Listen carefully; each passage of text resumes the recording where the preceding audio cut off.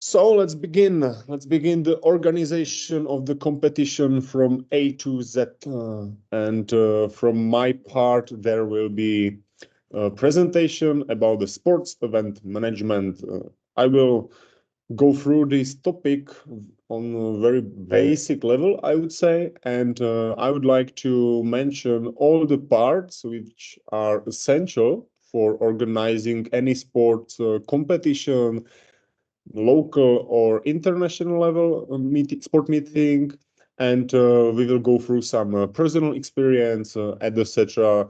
After the webinar or after my part, there will be also available the discussion. So do not hesitate to write down any comment or just Q&A section, or you can raise your hand after my speech, and we can discuss anything you would like to. So let's begin with some introduction of myself. Uh, as I said, my name is Wojciech Kocurek, and I am more than 5 years into disabled sports management. I started at Masaryk University, Faculty of Sports Studies, when I organized my first event. And after 5 years, I'm back at university, and I am the external teacher of sports management for disabled. So to me, it's a great honor to be a lecturer on university and to teach the students about how to do the, for example, event management, and also what are the differences between normal management and management on parasports field. About my experience, I have done a few international projects. I have done athletics, sports meeting. I organized many other international meetings, which were summer, either winter edition, and we will go all of for we will go through all of these sections. So first, introduction to the organization of sporting events.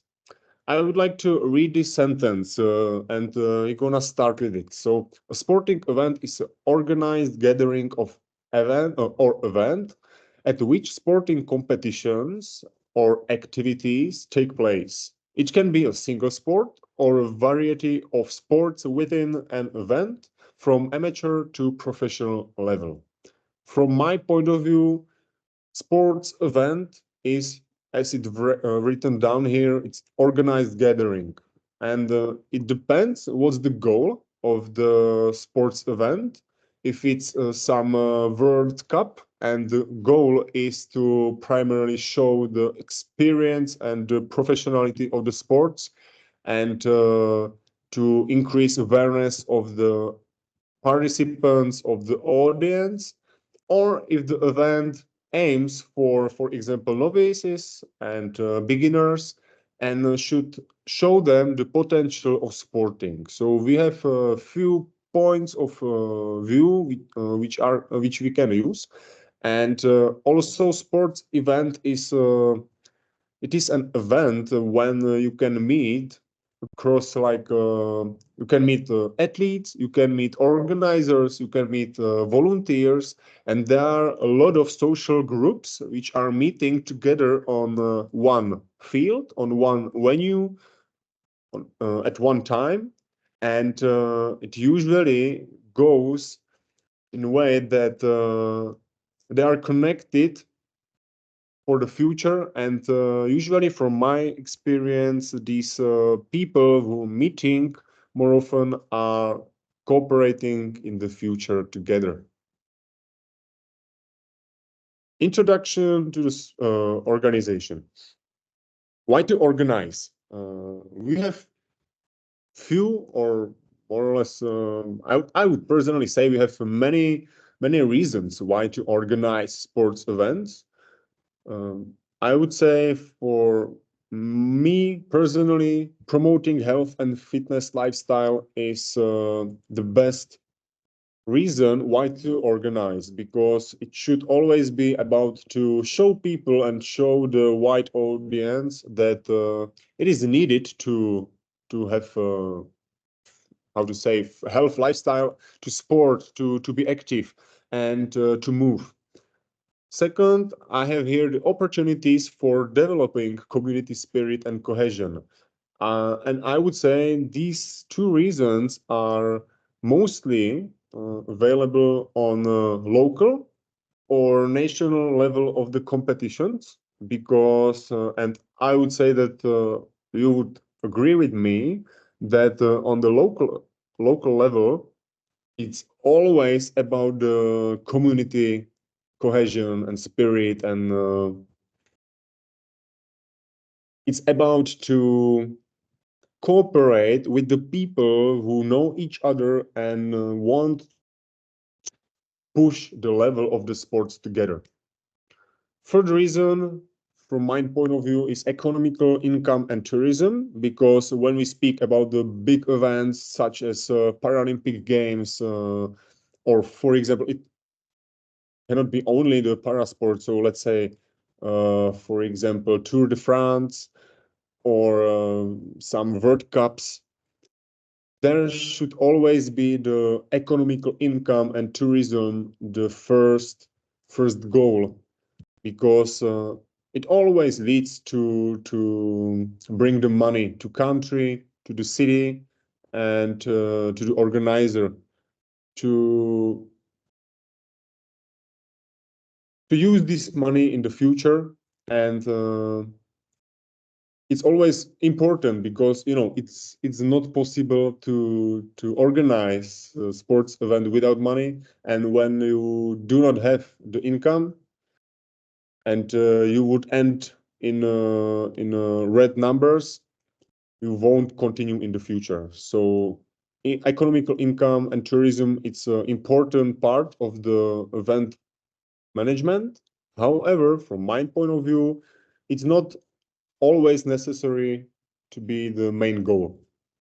And last, I have here athlete support. Possibility to show their potential. There are many events for beginners and novices in sports, which are aiming directly to these young, for example, youngsters or people who would like to start with the sport, and sometimes they do not have enough money to go for a higher level, or they do enough, let's say, skill, or they are not able to move abroad. So I think that showing potential of the athletes is really important in every single country, and it always leads to professionalism of the sports area, because you always find some individuals who show their potential, and people who are on the top level in sports can see them, can take them to the big world of the sports, and sometimes it leads to, for example, making a professional from the absolutely beginner. So that's the fourth reason why to organize sport event. As I said, there are some goals. Economics, I have nothing to say about this, because if you want to raise money through the sports, you have to choose right sports area. It's not possible in every single sport.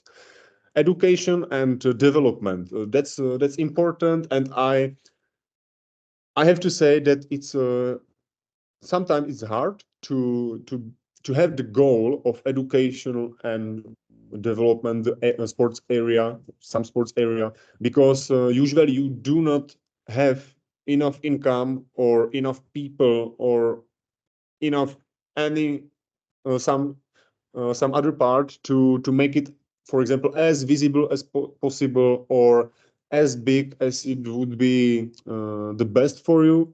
However, it's always so good for the sport minorities, sport communities, and it builds the sport spirit and cohesion. Third reason or goal here is raising awareness and support, and that's about everything I told you. Because when we do some sports event, we always make some noise around it, and sometimes people who are not into the sports field can see some I don't know, advertisement or some posters, anything else, and can join the event, and sometimes it leads to the end that they fall in love with the sport, and that's raising awareness from my point of view. Let's move on. Diversity of types and sporting events. So I will just drink a little.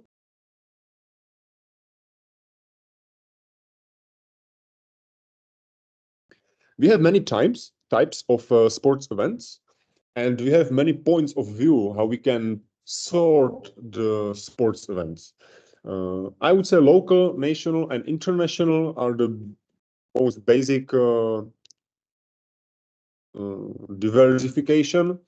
Local sports events are usually smaller for some specific group of people. National are usually under the some top organization in the country, and international are usually made on bid, which is on the second point, amateur versus professional.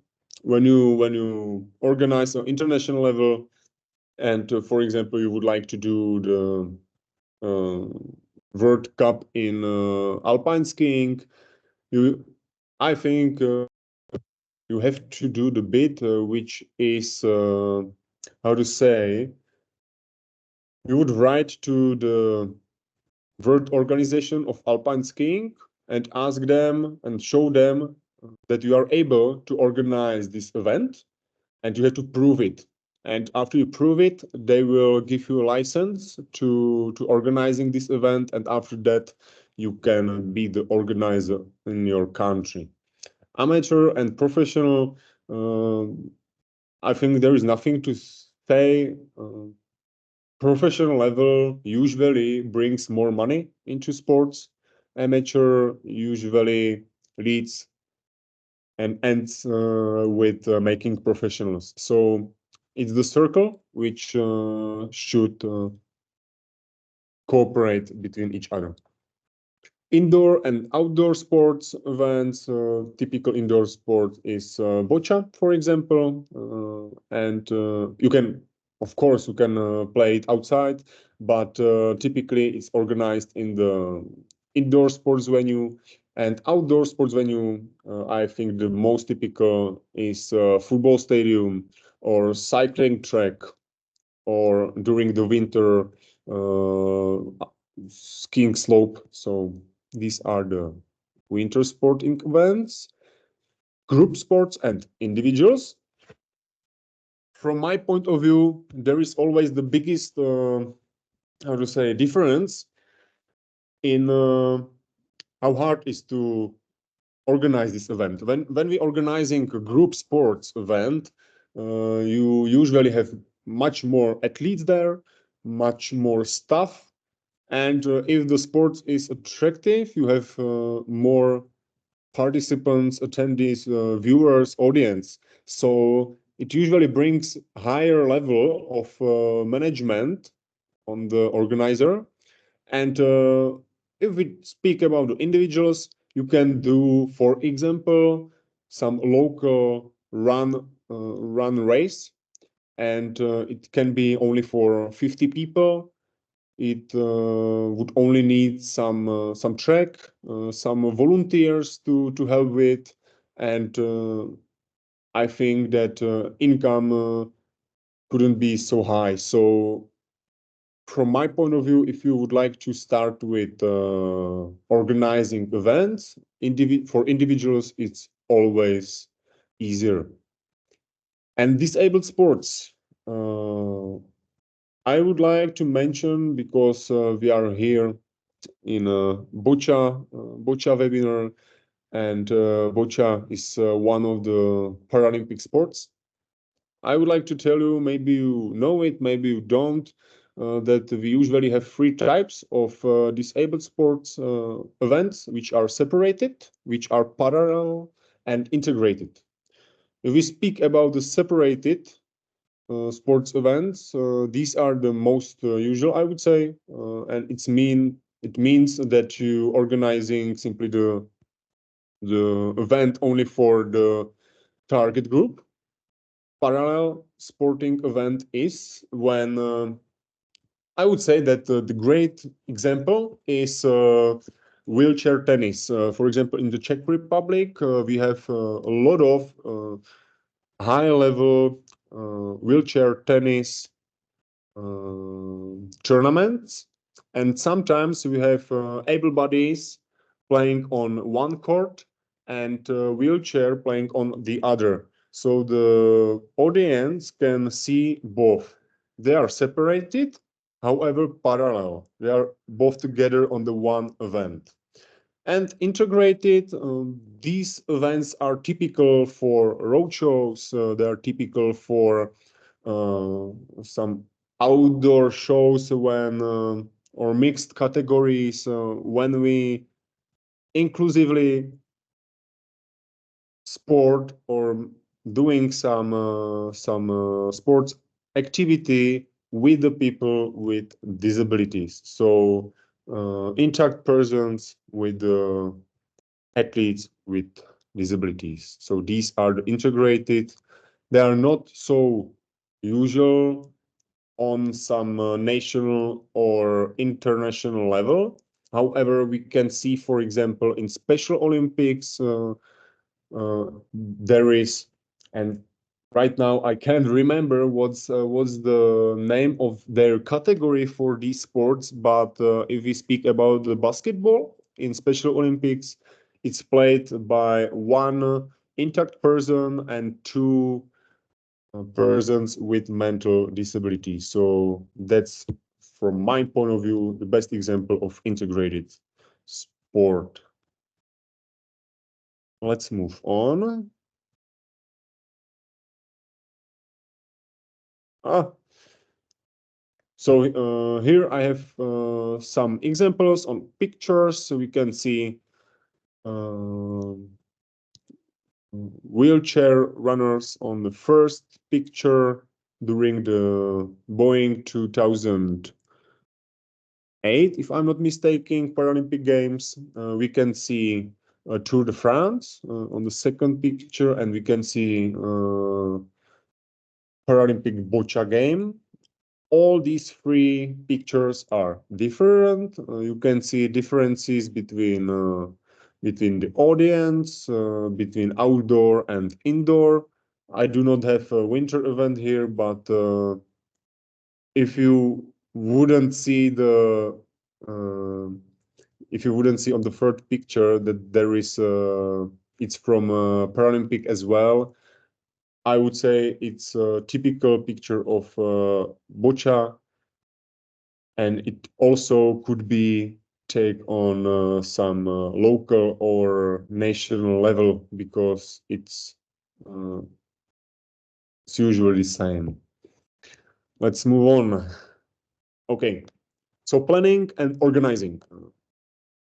I would start when or when we want to start with event organizing, or when we sit and think that we could plan or organize the sports event, we should start with setting the objectives or goals of the event. Goal is one of the most important part of planning the sports event or any other project, because without the goal, you do not know what you want to reach. So for setting goal, there is, for example, the SMART method, which contains it's a shortcut from 5 words, which are specific, measurable, achievable, realistic, and timed. And these are the uh, five points of view of goal. So we can think about it in a way that the goal should be specific. It should be something we can directly, what we can directly tell. It should be measurable because in the end you should know the numbers, you should know the results, etc. You should know how much you put in and how much you get out from it. It should be achievable. So my goal wouldn't be to organize Paralympic Games in the Brno because it's not achievable. However, for example, to organize a local some football event, it is achievable, and to me it would be, I would say, easy to make. Realistic, it should be in from for example point of view of law, uh, etc. It should be realistic and it should be time bound. So you should have know some time limitation if you would like to reach it in half year, or if you would like to organize it next year. If the event will take hours or days or weeks. So all these informations you should know about your goal. Identification of the target group. When we plan the event, we should think what we target on. It can be participants, it can be audience, guests, experts, or general public. And it is connected to when I spoke about the types of sports event, and I mentioned, for example, the national, or local, or international. So on some, I don't know, international level sports event, we should aim on general public. For example, when we do some, if we organize, for example, some hockey or football or cycling tournament, race, etc. We usually aim on general public to bring them to the event. However, if we, for example, do the event for the novices or beginners, we usually aim on participants or guests. And that's the important thing we should think about. Target group analysis to maximize participation and interest. Another really important thing and part of planning of the event, we should think about the age, sex, frame of interest, job, and free time. And it's connected with promoting, it's connected with budgeting the event, about how we would like to show it to people, what should be the goal. It's all connected together. So definitely you should know your age group and frame of their interest. And it is the same if we speak about the participants, like the audience, and it's the same for athletes. Next, we have strategic selection of date and location to maximize availability and interest. And here it's important to know if you would like to organize it during the weekend or during the week. And do not forget the holidays, because sometimes you can planning something and day before it starts, you can figure out that, for example, there is 1 day holiday and I don't know, for example, transport in the city is shut down, it's lowered, and you could have some problems with transportations of participants, etc. So always think and count on that you know if that you organize the event during weekend or during the week. The last point here is process for obtaining necessary permits and licenses. And that's more for the people who would like to organize big international and professional level tournaments. And I would say that, for example, in Boccia, if you would like to organize some World Cup or some Grand Prix in athletics, you have to get the license, you have to get the permit for it. So count on that. That can take a long time. Okay, let's move on. Let's talk about the budgeting and some team selection. However, I think I have it. Yes, I have it more on the next slide. So let's go. Budgeting. You should always consider the revenue and the expenses. Of course, your goal couldn't be only to reach money. And from my point of view, your budget should always be that in the end there should be the zero. You shouldn't be in plus, you shouldn't be in minus, in red numbers. So always count how much you can put in and what all these things will cost. Securing funding. We will speak about this more next week because there will be a webinar for fundraising. And however, important information that usually we have some sponsorships, grants, and some, for example, registrations fees, which are covering our costs. So these are the three major parts of our budget. Team selection and coordination. I will speak about it in the next slide, so let's skip it. And importance of flexible planning and being prepared for unexpected situation. That's really important to know. And you should always have some people in team who are ready to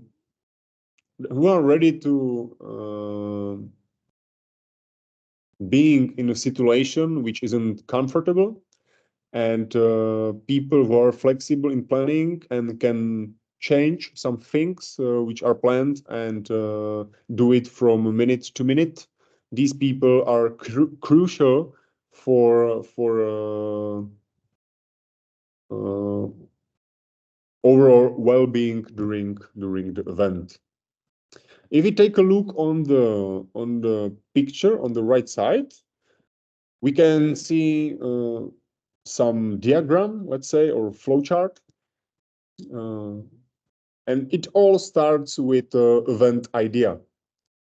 After this, we should assessment of the event's fashionability, and it is a decision on whether to create the event or not. We should think about it if it's, as I told you, if the goal is reachable, if the goal is possible to fund, to budget it, etc. Then completion of the bidding process, but we can skip it for now. For our type of events, it's not important. Event planning. The event manager is responsible for delegating tasks and must ensure that everyone knows their tasks and deadlines, preparation of the budget and marketing plans. So event planning is the I would say it's the most crucial part of the whole process. If you prepare for the event, if you plan it well, it always end up. Okay, so Without good planning, there is no good coordinating because you can coordinate badly prepared event. However, when we try to coordinate the event, we communicate with volunteers, team, we do marketing, pricing, backstaging, and a lot of other stuff. Event management is planning regular meetings with committee members, etc. It is about the people, and do not forget that sports event major on the national and local level are always at the first place about the people. If you do not have right people for right places, for right jobs, for right positions, you are able to do the event. However, it will be much more difficult for you. Event execution perform all tasks associated with the event to ensure a quality event. And event summary.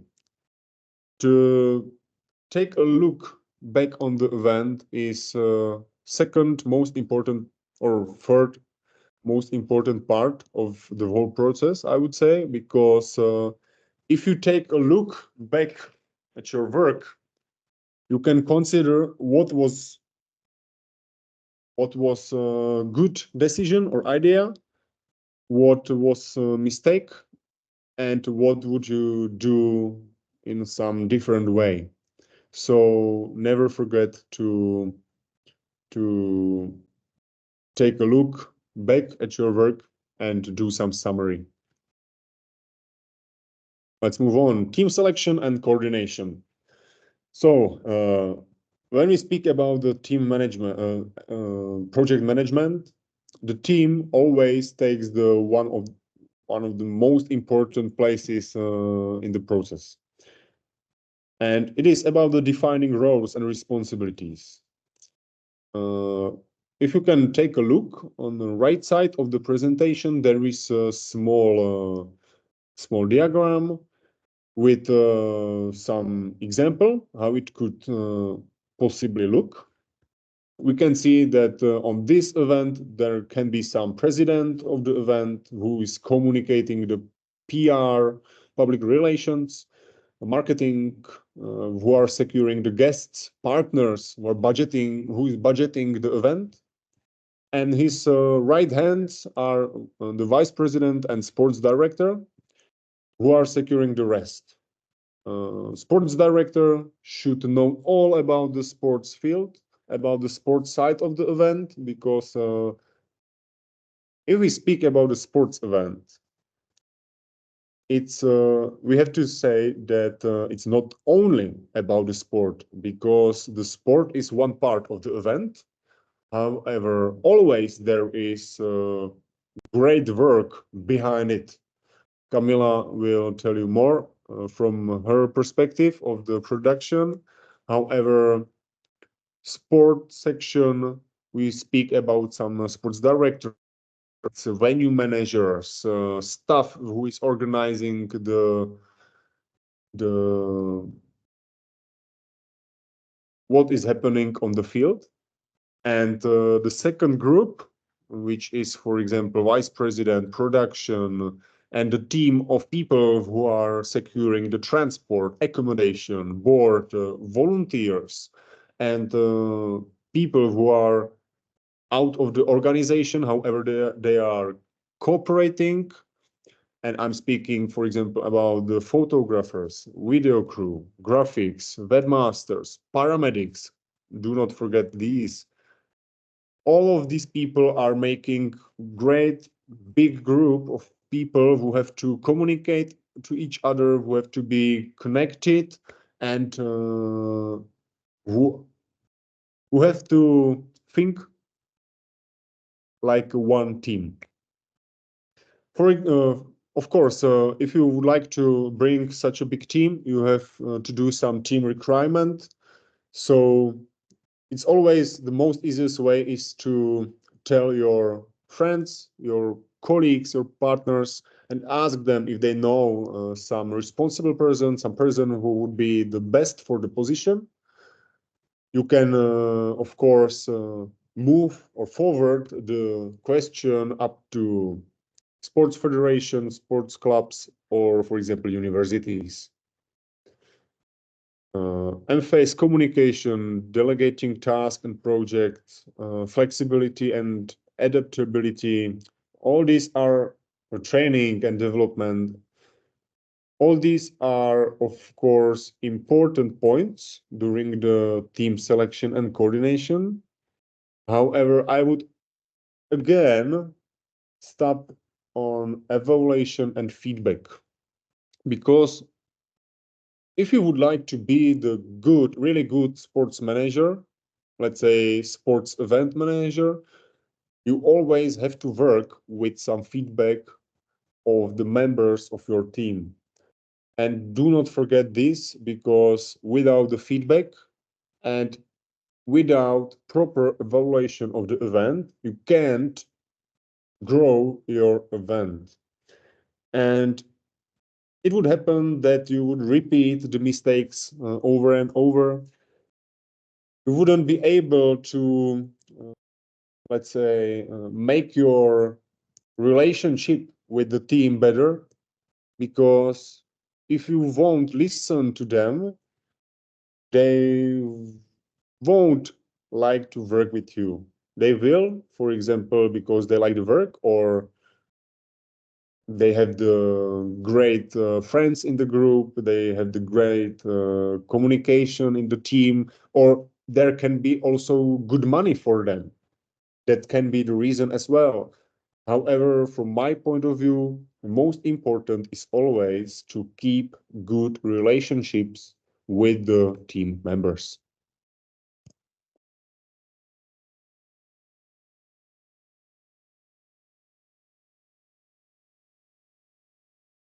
Logistics. Uh, Overview of logistics needs from equipment to technical support. If we start planning the event, we should examine what we need, what we have, and what we have to secure. I think that maybe Camila will speak about this more, so I will go for second part. Efficient participant registration and data management. Do not forget about this, because if you organize bigger sports event and you count that there will be, I don't know, bigger hundreds of participants, and you have to register all these participants, it's always the easiest way to have well-prepared web page, and for example, some dashboard, some online registration system, which will allow the people to register on the event. And we can speak about the volunteers as well. If you have volunteers, it's much more easier for them to register through the online platform. I would like to consider, do not forget the GDPR stuff. It's always needed to cover your event with signed documents such as GDPR, which contains photo and video recording, and also participants should sign that they know about I don't know, all the things that are up to them. For example, some security or some other stuff, uh, such as healthcare, which is my third point, ensuring on-site security and healthcare. Security, it's more connected with really big international or national sport events. However, we have to speak about events where is a lot of audience. There is a big audience, And we usually speak about sports, which can be team sports, and there are two groups of people who are fans of each side, and they do not like each other. In this case, you should consider security, and healthcare should be on site at every single sports event. If we speak about international, and as well if we speak about the national and local level of the event, because even if you would like to do some 5 kilometers long run race, there should be some paramedic who is able to cover some small things which can happen during I don't know, fall during the race and etc. So healthcare is really important part of the logistics. Transportation and parking. You should consider if you have enough places for guests, participants, and team. Always consider if the participants will come by buses or by public transport. Always consider there is enough space for guests, because if you invite some partners and I don't know, some persons who are really important to you, you should have enough space for them to let them park. It's a small thing, but it can lead to big problems. Accommodation. If we organizing sports events which are uh, more days, and participants staying in the sports organizing city, there should be secured accommodation. It is up to you if you tell the people that there are some possibilities to accommodate themselves, and it's up to them. They pay for it. They will choose what they want to. Or the second part, that you will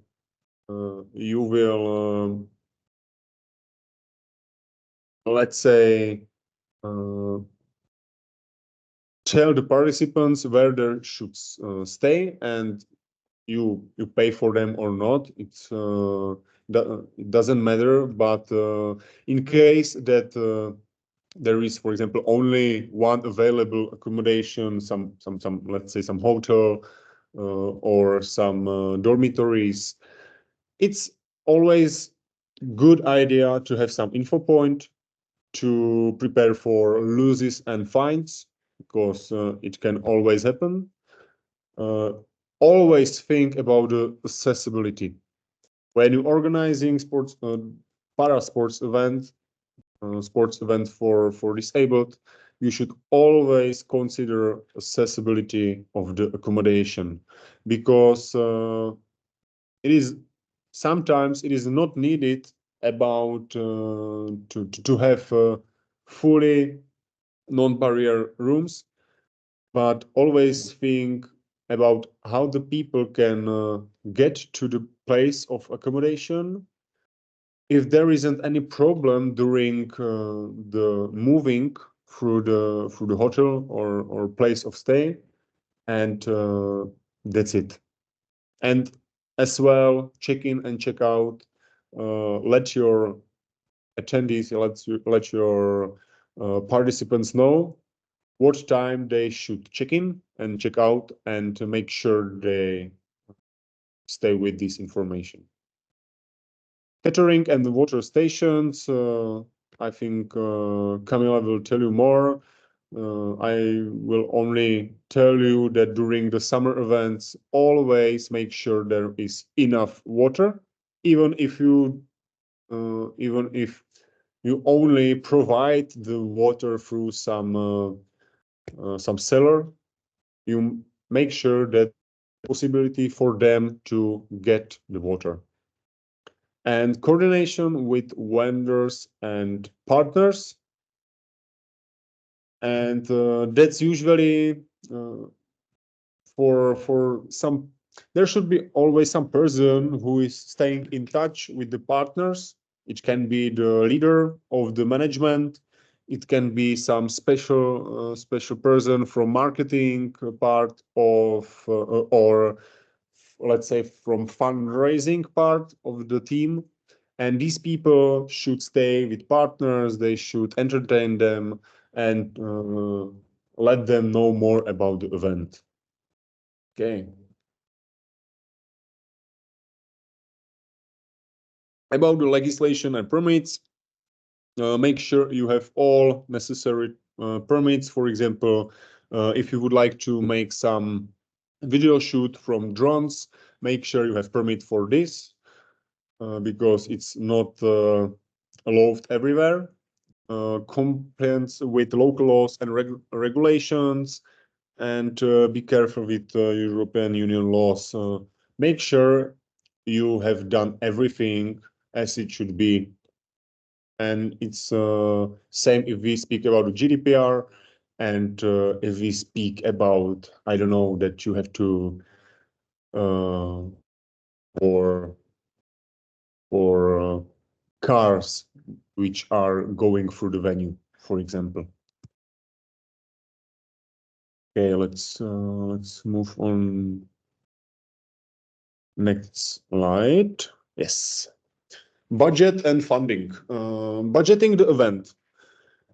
Setting a budget is, I would say, it's a really hard discipline, and you should always start with smaller uh, and lower budget events. It, from my point of view and from my experience, it's always nice to have the uh, to have them how to say to be available to try it, you know, because if you would like to start organizing international level sports event, and you would see the budget for the first time in your life, I'm sure it will be the hell for you to do it right. So my advice is to try it on smaller and low budget event. And there are some principles of budget making, but you can find these on internet. Sometimes it's based on previous events. So, for example, if you do the event for the second or third or other time, you should uh, you should begin with the chart from last year, and you can work with it. When you prepare the event for the first time, there are some principles. You can start with income and then counting the outcome, or you can switch it and start with outcome. You can calculate how much money you need, and then you can trying to reach the money. And if you won't reach enough money, you will cancel some parts, or you will lowering the budget. Income and outcome, that's what I've been talking about. Sponsorship and partnership, we will speak about this next week. Grants and subsidies. Let's say that sometimes for your event, can subsidies be more important than grants? That you would like to organize.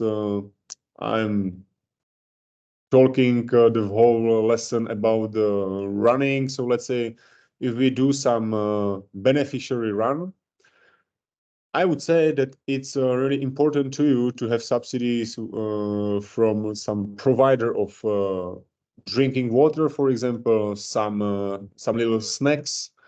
You can also have partnership with someone who can bring you tents to cover your head from sun, and etc. So it's not always only about the grants, about the sponsorships, partnership, about the financial sponsorships. Consider that it can be really great for you to have a partnership with someone who give you the product. Okay. Expense management. There should be someone counting what is needed. Financial reserve. That's important part. You should always count on that there are some money in your pocket which are for the something you wouldn't ever think about. And always when you build the budget, consider some small amount of money which would cover the differences if there would be some unexpected situation. Ongoing monitoring and adjustments during the planning the event, and let's say that it is thing for it can lead for half a year, for example, or in smaller events you can prepare the event in 1 month. And if we speak about the biggest events on the planet, such as Olympic, Paralympic Games, they are preparing them for 2 years, for example, 3 years. So during the time you are preparing the event, there are always some adjustments of the budget, and you should always monitor what is happening with your money and what is happening with the providers of parts of your, I don't know, some items or equipments or venues. Okay, so because during pretty short time period, it can happen that something will increase its price by twice. So count on this and always monitor and adjust your budget. And transparency and accountability. It's also a very important thing, especially if you work with the money which are from some grant, from some funds, let's say from Visegrad Fund or the European Union Erasmus Plus, for example, such as this project of Bocha. So the accounting should always be transparency. It is a big advantage for you. On the right side, there is an example of budget, how it can looks. It's just random numbers. However, you can have some money from municipality, from the region, and then you have some main partner, general partner, some other partners, and your cost side is made by transport, accommodation, board, fields rental, technical support, accompanying person, HR management, etc. But it is always up to you. Always put there what is needed to be there. Let's move on. Marketing and promotion. Okay. I just have to look at time. So let me please just go through my presentation. How long it's okay? So we'll do it in 15 minutes, I would say. Marketing and promotion. These days, marketing and promotion are, I would like to say, important, but the better word would be the crucial, because without proper marketing and promotion of your event, you will never like let the public know about your event. And at the same time, if you want to bring enough money to event, to your budget, if you want to discuss with your partner the price of your event, if you want to reach bigger audience, there should always be enough space for marketing in your plan. And from my point of view, it's always about creating attractive branding, because your event is your brand. It's something you create and you work with it and you letting it grow. And with proper promotion and marketing, you can do it much more easier. We have some promotion strategies, such as, for example, social media. We can use them easily these days. We will speak about them next week. I personally will tell you more about this. Email campaigns, press releases. However, from my point of view, I would like to recommend you SWOT strategy, SWOT analysis, and 4P. 4P means it's a strategy of product, price, place, and promotion. And it means that you should aim and you should think primarily about these four parts. Let's say about the product. You should have some good product. You should work on it. You should consider the right price. And if we speak about the event, that product is the event. Price can be what is the price we are selling the event to partners, to sponsorships, to athletes' fees. We should also think about the right place for the event. And when I'm speaking about the place, I do not only mean the venue, I also mean the right city, right location, and etc. So always think outside the box. And the fourth P is promotion. Do not forget the promotion. And SWOT analysis is great if you, for example, when you're starting with the event, and let's say you do not know what to expect from the result, what you can expect from athletes, from participants, from your team, from budget and many other things, and you are just thinking about it, if you can make it, if you can do it, if the goal is achievable. You can use the SWOT analysis, which has four parts, and it speaks about the strength parts of the event, about the weaknesses, about opportunities, and about threats.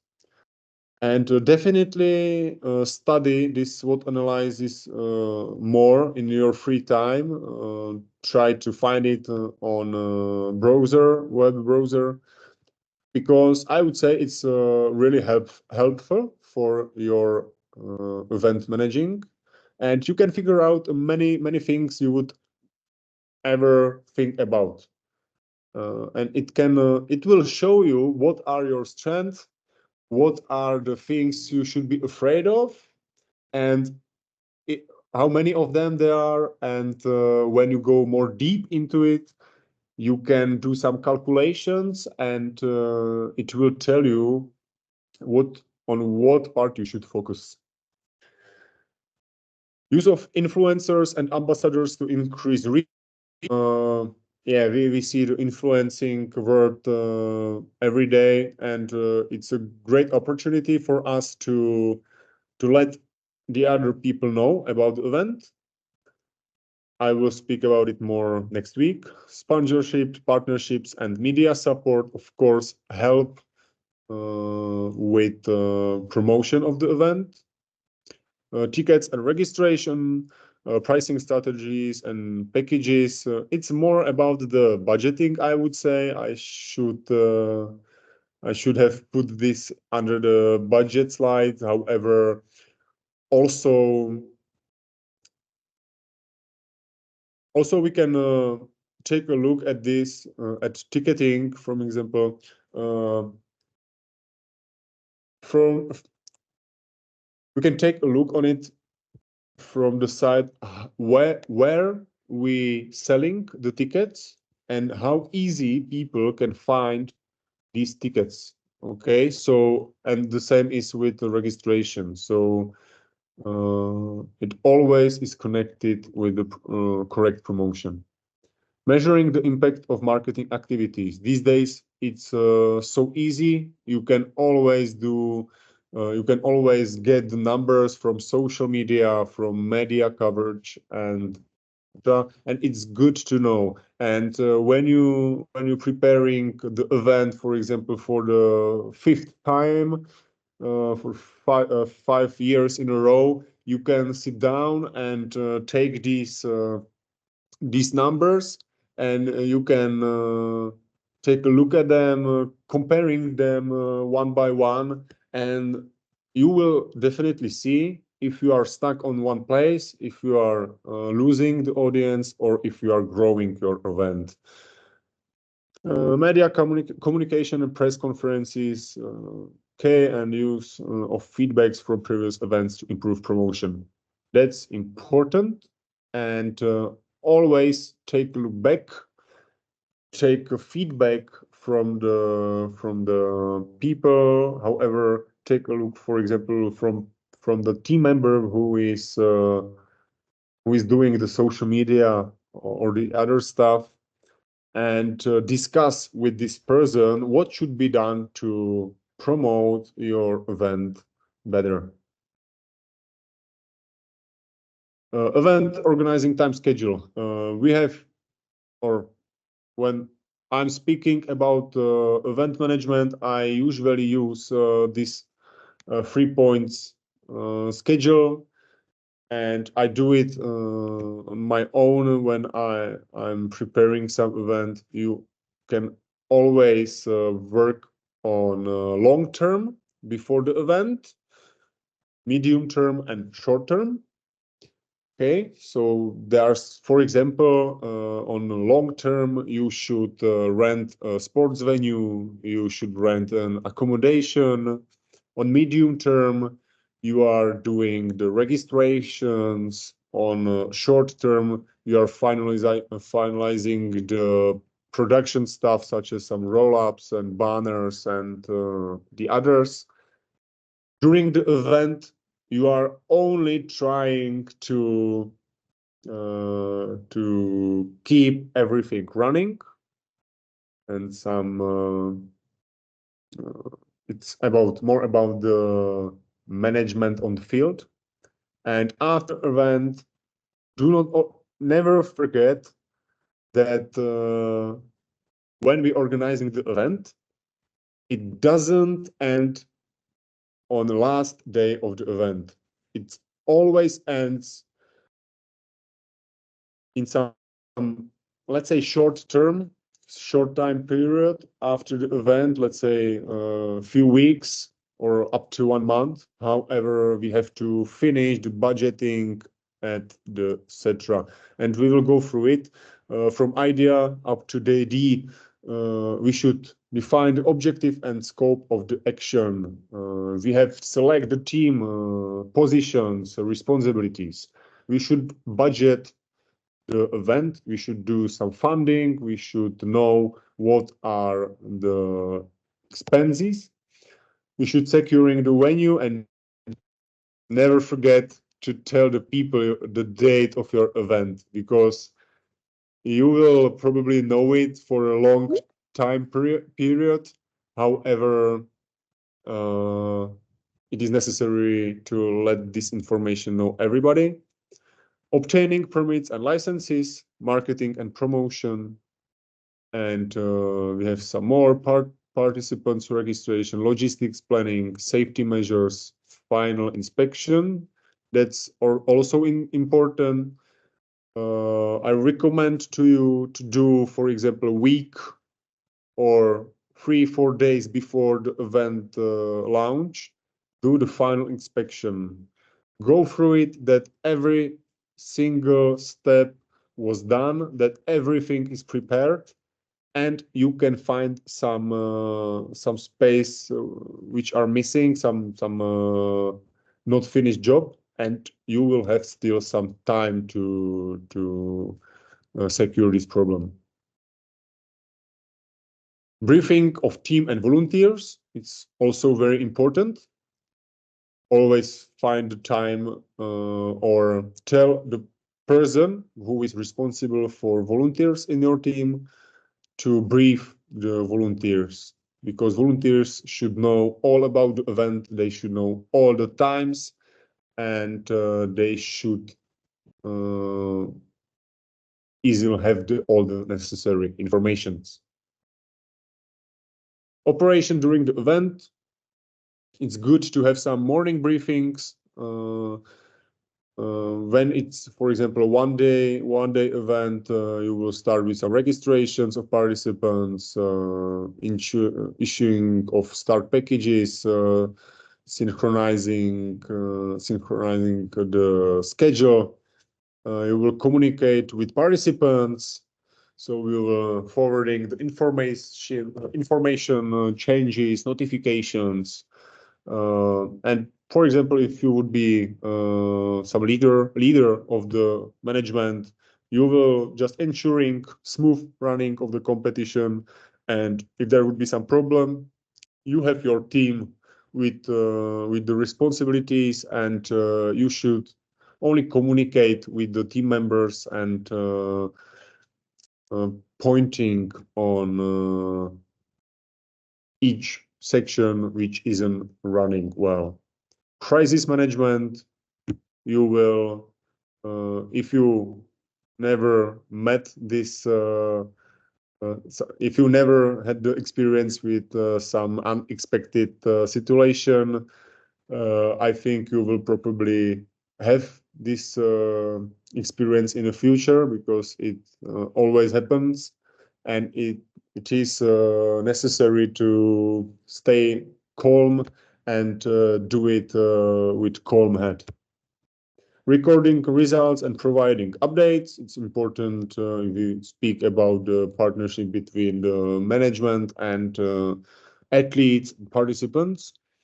And closing ceremony and awards for participants. It's always nice, because my advice to you, when there is anything bad during your event, if there is some unexpected situations and you have a lot of work with it, usually people bring the memory for the last thing they experience during the event. So if you close the event with some nice closing ceremony, awards for participants, if you make it nice and beautiful for them, and they will experience this as the last part of the event, they will, I would say that usually they will forget the bad memories, if there are some. After the event, of course, clean up, return of and equipment, and processing the results and distributing awards. It's always nice to have some website for the results. Thanking participants, volunteers, sponsors, and partners. For example, you can send them some certificate or some letter. So that's always nice to keep the partnership strong. Collecting feedback is really important from participants and volunteers to let your event grow. Media coverage, sharing event success is financial close and budget evaluation. It's a hard discipline, but it will take a long time after the event. It can be weeks until you close the budget. So count on this. Event doesn't end with the last day of the event. Event ends when you close your budget. Analyzing of successes and areas for improvements for future events, and planning next steps and opportunities for development. My recommendation for you is to sit down after 1-2 weeks after the event write down the ideas and plans for future and work with these ideas, because if you will let it go, you will never keep it in your memory. Case studies and past. Always learn from your past, from your mistakes. And if you have some good case study, you can focus on it and you can try to do it as someone you know already did. Conclusion and encouragement to action. Summary of key points. I do not think I have enough time for this because I'm over time now. However, I would like to encourage everyone who will in the future see this class, this webinar. If you would like to organize some event, and it is up to you if it's gonna be for 10 people, for 100 people, 1,000 or 10,000 people. Do not like go for it. Go for it, and if you will find right people into your team, nothing is impossible, and you have to set your goal well. You have to have good teammates, you have to have a good team, and of course you have to be able to secure some money to organize the event. However, if you have goal, if you have people, and if you have some funding, you will be able to do whatever you want to in the event management field. I would like to thank you for your attention. It was a little bit longer than I thought. I'm sorry for that, but I wanted to go through it step by step and let you know some overview point of view for this how to say job or management type of management. So, hello everybody. Thank you for this opportunity to be here with you, and maybe we can start. Let me introduce myself and what we are doing in Emil with the production. As Vojta said before, I work in events area over 8 years, but every event is a new opportunity, new experience, new way how to learn something more. So I think that it's not enough, of course. I used to work in marketing as well, and I started with bigger companies, but I have also experiences with agencies and as well non-profits organizations.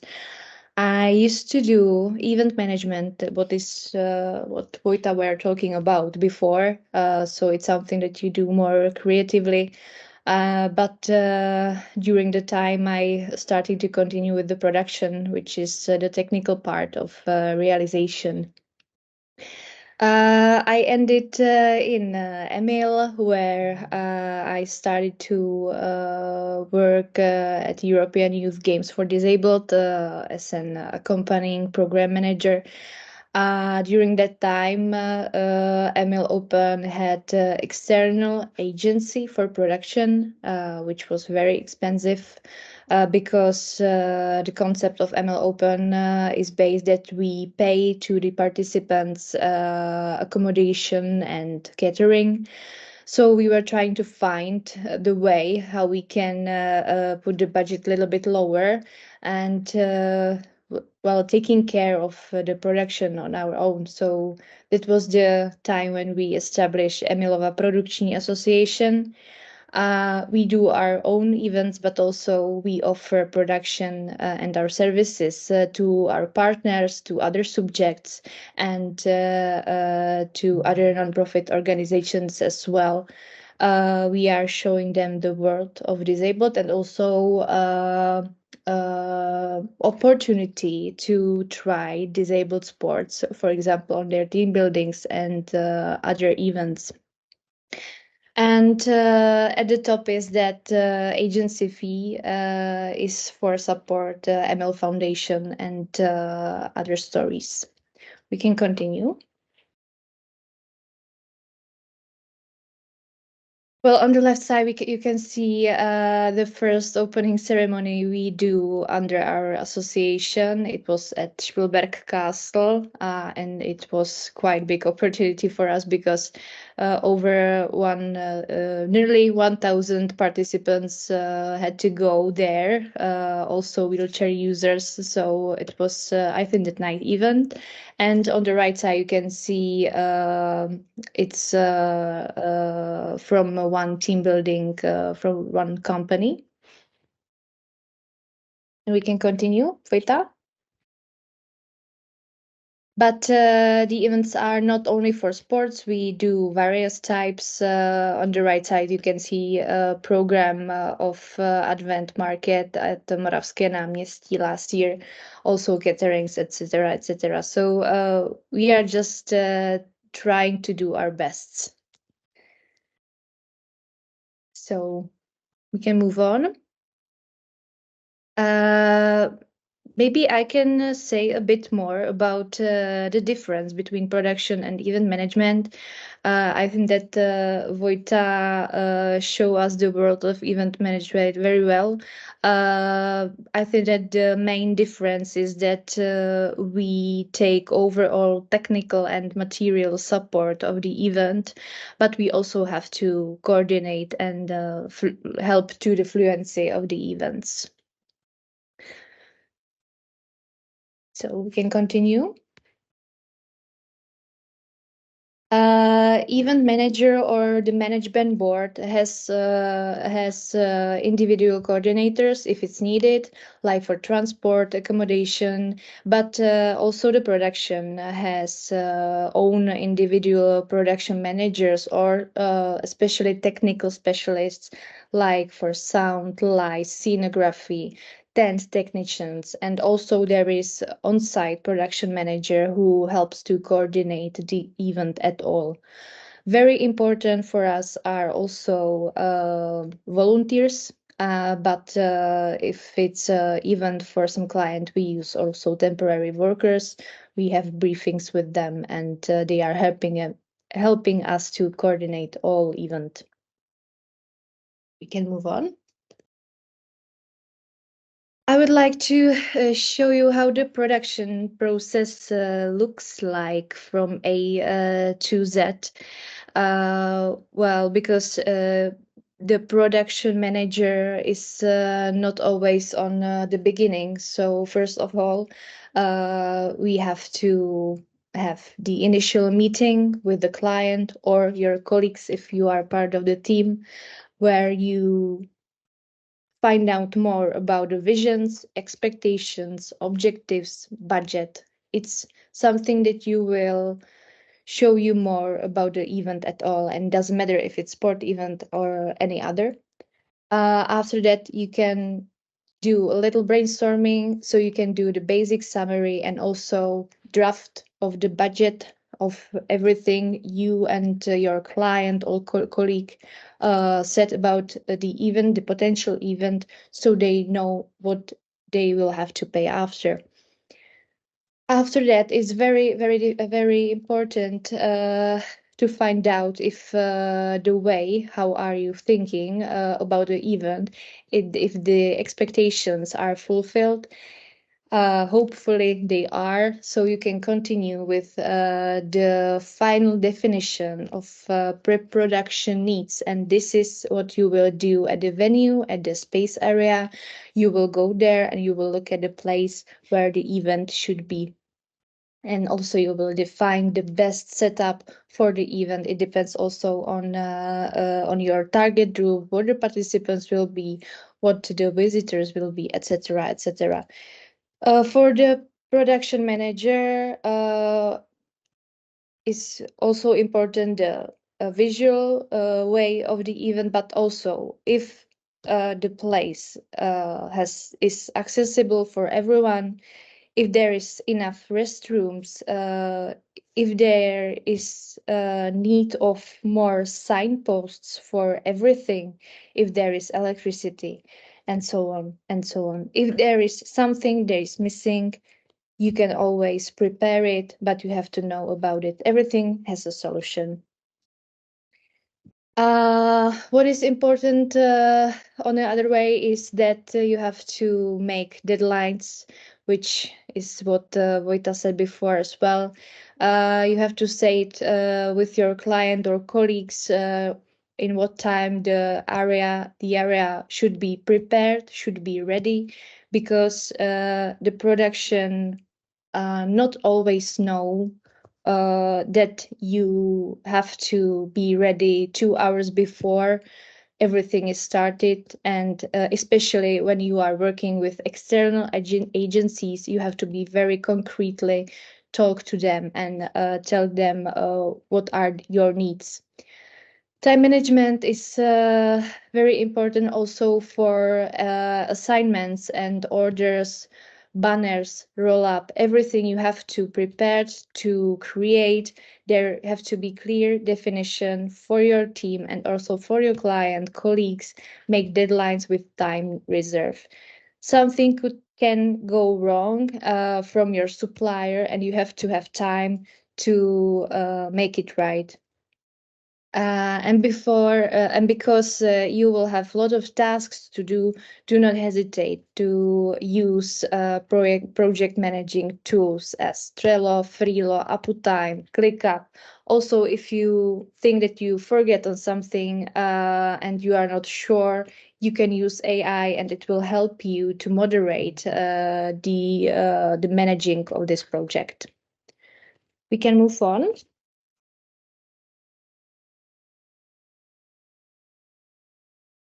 Well, and this is my favorite part because it's the day D when you are on the place and you are preparing the place. First of all, when you will know the time that it has to be prepared, take adequate time, space to arrange the event. You will start with the biggest things to the smallest things. So, for example, if you will prepare a big stage construction, you have to start with them and you will end with the signposts. I think that signposts are very, very important to every event because you have to look at the event like not the organizer but the visitor of the event, and you have to know that in that corner is catering, in that corner is restroom, that you have to be sure that everyone will know everything. And you can make final check if your event is prepared for the target group and the setup is really good. Production manager always have to stick to the schedule. Maybe as one only person in the team, and it's not that other teams do something wrong. That's because the crisis management. We have to stick to the schedule and be ready to improvise, and also have scenarios. Also coordinate the speaker if there is any. And to make sure that the participants and visitors know that maybe there will be something late or not, that they will know what is going to happen. Also, production manager will repair everything what is going on wrong. So cordless screwdriver and adhesive tapes should be part of our team as well. We can continue.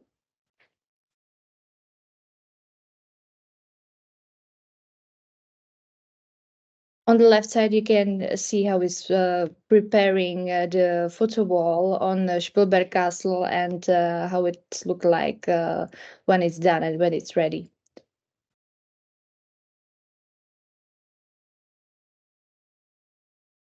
And also a lot of in common feedback after the event.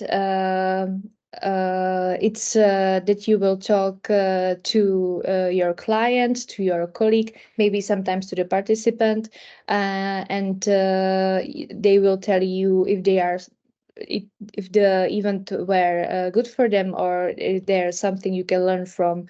Of course, production is first and also the last team at the event. We are responsible that the place of the event will stay clean as it was before the event, and we will continue with the cleaning from the smallest one, from the signpost putting away, to the largest ones. So we will end with the construction of the stage. And the best part for us, not for the client, is also invoicing.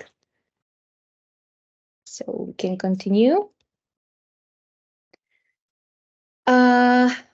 I would like to talk a bit about the sport events. It's not very different than other events, and a lot of things you can see on the presentation we already talked about, but maybe we can repeat very quickly them, and I will talk about the production at all. So first of all, it's also when you are planning the sport event to find date and time which is acceptable for as many participants as possible. Also to find the venue, the event space that is with a great accessibility, good restrooms. There is a place where it could be cafeteria, also a big place for parking, and that in the nearest area is accommodation, where if you are planning a multi-day event. If you are planning event that would be outside, be sure that you can create some participant facilities, background, and so on and so on. If I would take time about the participants, also very important healthcare. Ensure that you have adequate healthcare, including first aid and medical staff. That every participant can be informed about everything about the accessibility. Also, if you have participants with disabilities, I will talk about it later. A very good point is to have a meeting point with with informational package where there will be every information. Also create to the participants, but also to your partners, to the team accreditation card. Prepare some starter packs which can be used from your partners. It's in the starter pack could be anything from your partners or your merchandise. Also race numbers, etc., etc. If you are preparing sport events and you will have winners there, also don't forget about the medals, trophies, and also certificates and victory platform. About the certificates, they are really good for the volunteers because they can use it later. If I would talk about the catering, I at the beginning of this slide I mentioned cafeteria. If you have registration to the event and clear communication, you will also has to know about the diets of your participants, so you can provide them with food and with their diets. I think that every hotel, every restaurant is ready to prepare for you a food that that it will provide your participants as well. You will just make sure that the supplier will come with the itinerary, like plates, cutlery, napkins, or if you should do it on your own, you can, but you have to know about it. Also, we were mentioned water. If you are doing outside, even be sure that you have enough bottle. You can ask partners or create new partnership about providing with water to your participants, or you can also prepare tanker with drinking water. It's necessary just to let the participants know that there is also the drinking water as well. Also we can mention some logistics that if you have multi-day event, that the transportation is good, or if it's in your provision, you should do it, etc., etc. If you have multiple day event, also you can create accompanying program for participants. You can do it in cooperation, for example, with the city that can make some options for your participants. What we do in our events with when we are doing accompanying program, we are trying to ask the organizations that our participants can come to galleries, zoo, and so on their accreditation card for free. It's really nice benefit for them. So we can continue.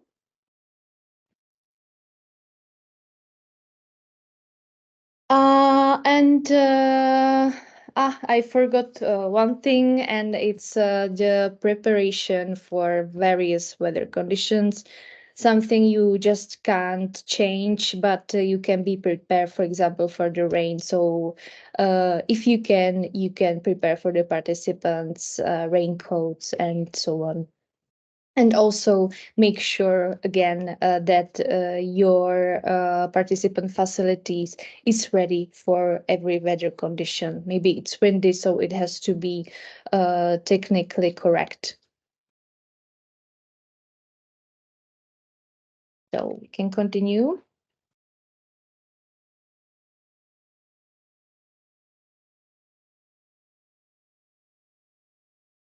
There are various things what you can watch out for about accessibility of events when you know that you will have participants with disabilities. First of all, and I think that you can know it from I will talk generally. So if you have sport events for disabled sports, you will know that you will have these participants, but sometimes you just won't know. You first of all you should find information about the disabilities. You can when you will find out it, you will just be sure that the event area is accessible for people with limited mobility, that there are ramps, if there are also stairs, that there are lifts, and also wide corridors. Uh, Also mentioned parking places. There should be signposts for parking spaces, not only for people with disabilities, but if you have also the partners, but make sure that everyone will have a place to park. Very important thing is the toilets. I think that a lot of event spaces have adapted toilets for people with disabilities, but not much of them, not many of them. It says that if you have on the event 5 to 10 wheelchair users, you should have one toilet for them. So, for example, when we have winter games in January, we have about 25 wheelchair users. We have three special mobile toilets for them. And also make sure that these people will know about any specialties in information packages, or that you tell them everything via email, etc., etc. Also, if it's needed, you can use sign language interpreting.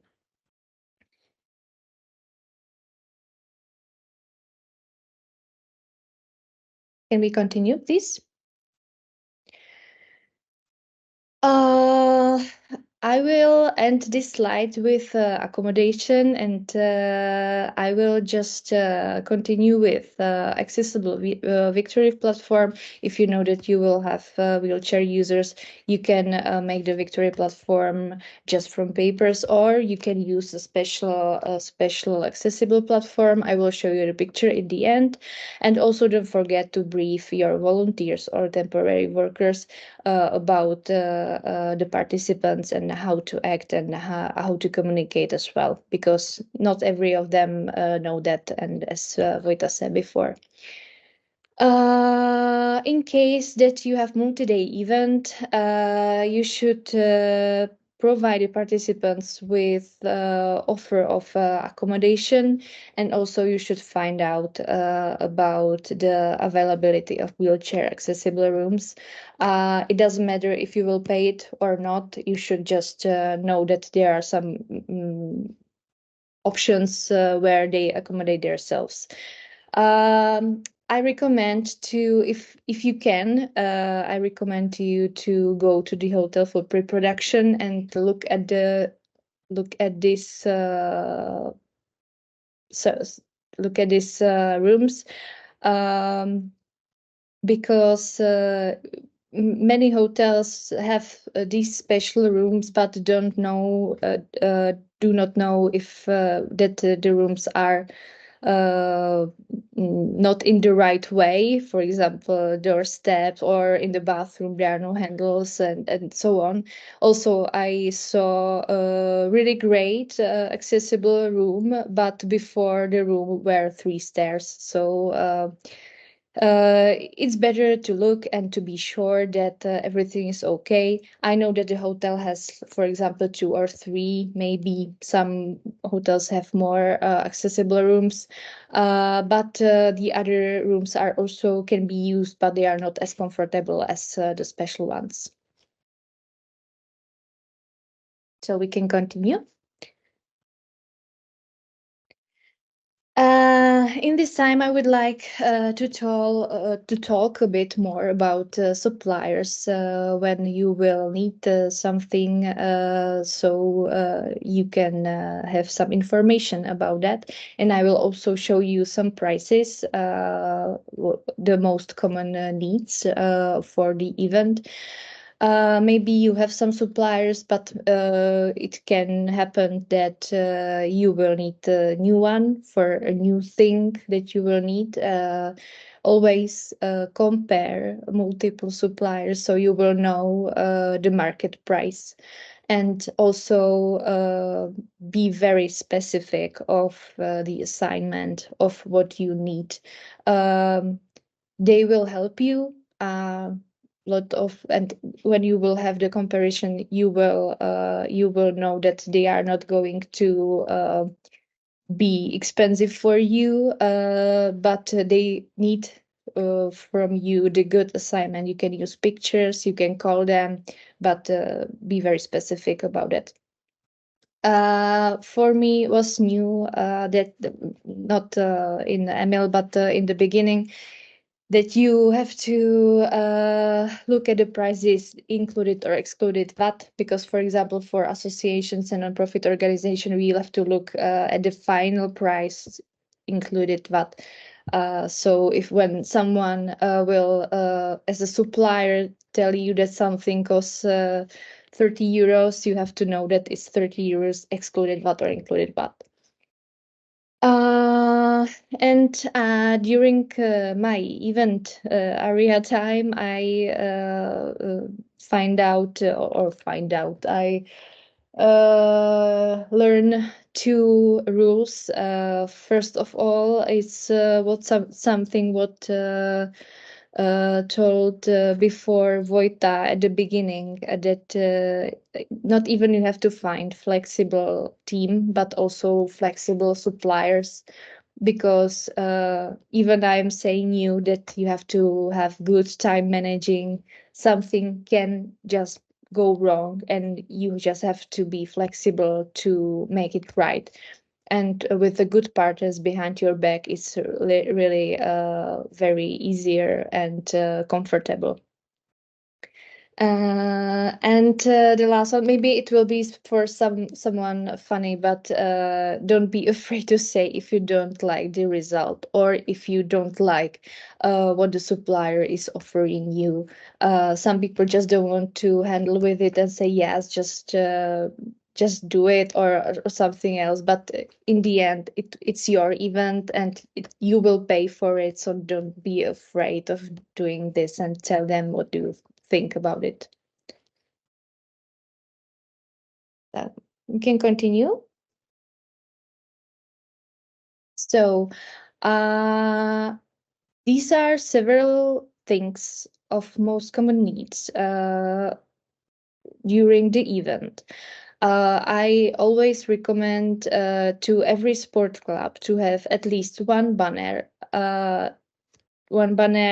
measuring 2 by 1 meter, not 100 meter, and one roll up with mechanics.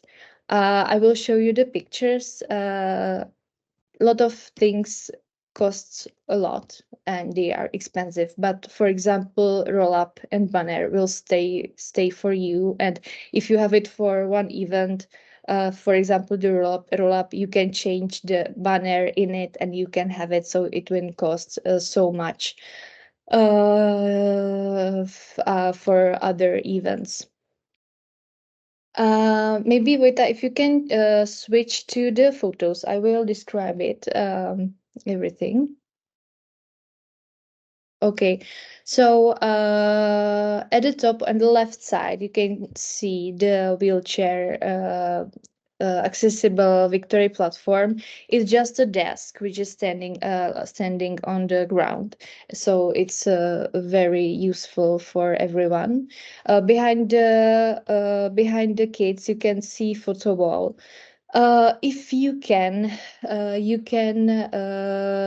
I recommend to have some point on your event, if you don't have any stage, where is concentration also for your partners, for media, but also for announcing results, for example.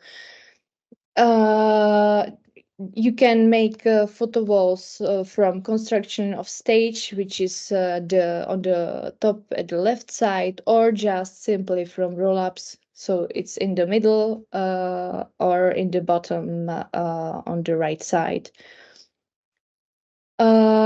If I will go back to the picture, on the left side, at the top, you can see also T-drop banners. They are really good also for your partner, but a little bit expensive. So I think that the banner is enough.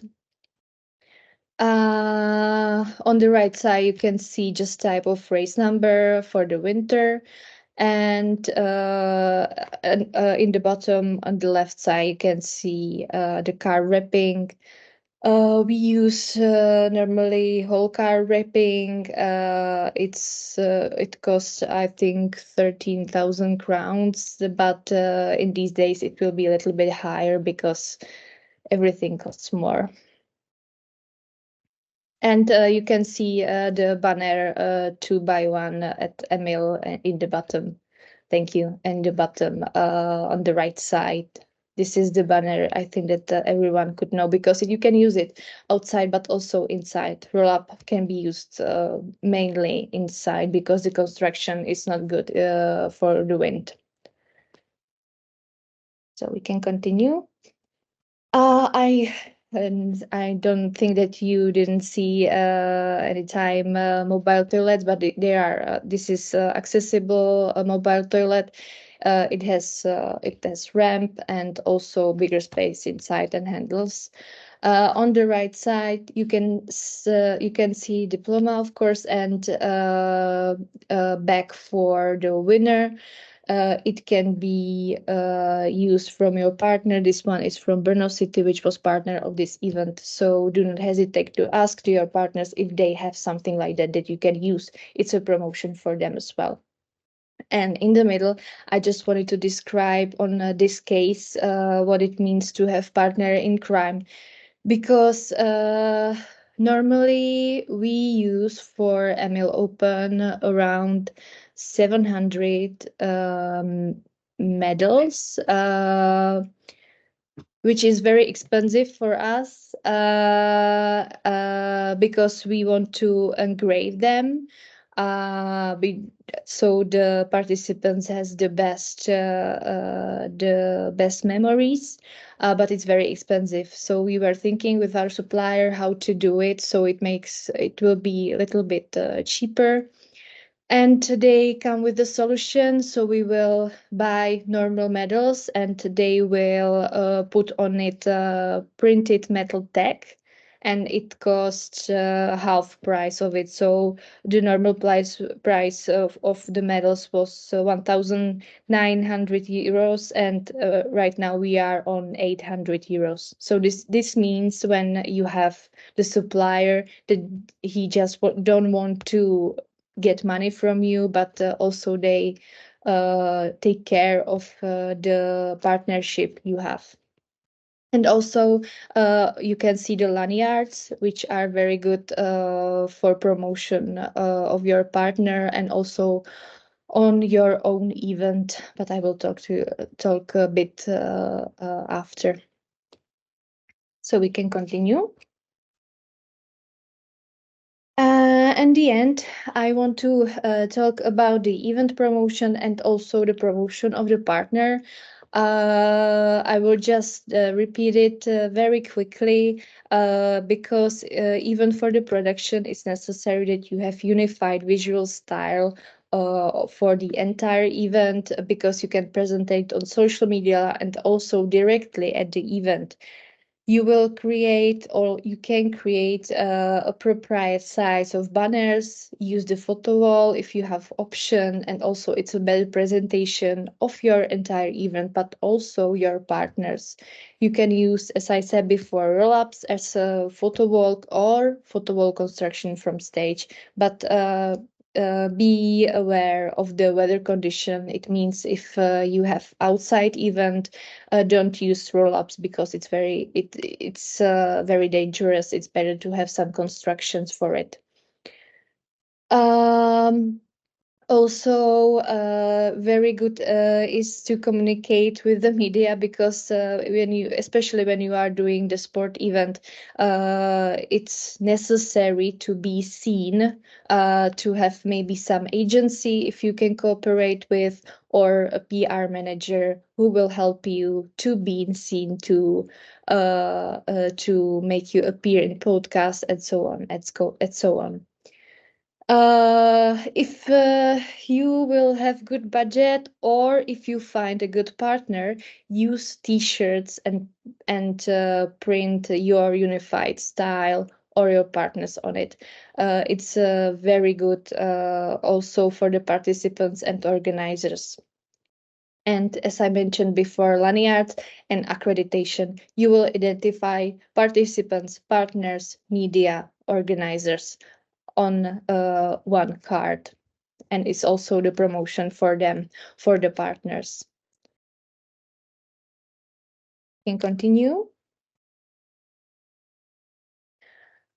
There are many ways how to promote your partner, but you can also, the first one is on the right side, that they will put you some roll-ups, banners, T-drop banners, etc., etc. Also, you will promote them on social media or on your photo wall or your unified visual style banners and so on. But also you can create for them a space on your event that they will participate on the program, accompanying program for the participants, or they will just promote them by themselves. It's on the left side. So that's enough from me. If you have any questions, do not hesitate to ask. Tak, ahoj, volám sa Anna Mačová, pracujem ako projektový manažer v občianskom združení Zon Prešov. Vo svojom bloku vlastne nadviažem na svojich dvoch predchodcov, Vojtu a Kamču, ale sústredím sa už čiste na špecifika organizovania turnajov Boči. So, hello, my name is Anna Macheva, and I work as a project manager in the Civic Association of People with Disabilities, Zon Prešov. In my session, I will follow Vojta and Kamila and focus on the specific of organizing boccia tournaments. Na vysvetlenie špecifík turnajov v boči a zhrnutie toho, na čo by sme mali myslieť, pokiaľ taký turnaj boči chceme zorganizovať, využijem skúsenosti nášho realizačného tímu, ktoré sme získali predovšetkým pri organizovaní medzinárodného turnaja Boccia Tatra Cup, ktorý vlastne mnohí z vás už poznáte. A pre tých, ktorí nie sú v obraze, tak veľmi stručne tento turnaj predstavím. To explain the specific of boccia tournaments and to summarize what we should think about when we organize them, I will use the experience of our implementation team, gained mainly during the organization of the International Boccia Tatra Cup tournament.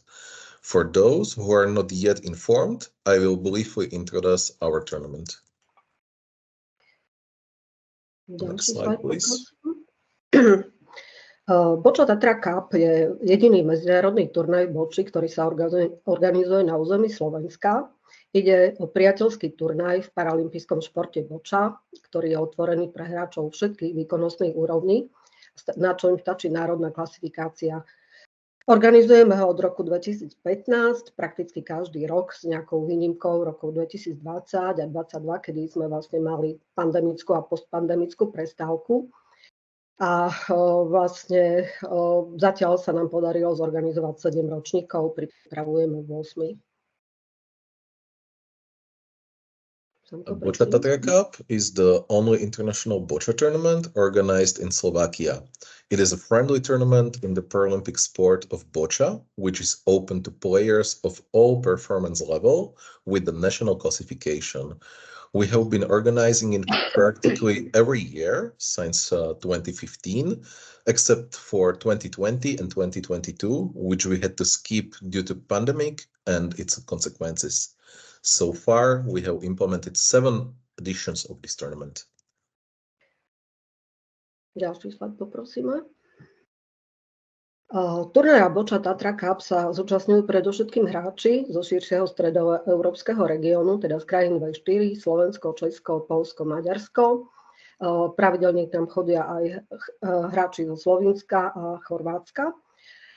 Takisto od prvého ročníka sme mali účastníkov z Veľkej Británie, konkrétne teda z Anglicka a Walesu. 2 ročníkov sa zúčastnili aj hráči z Belgicka a Ukrajiny.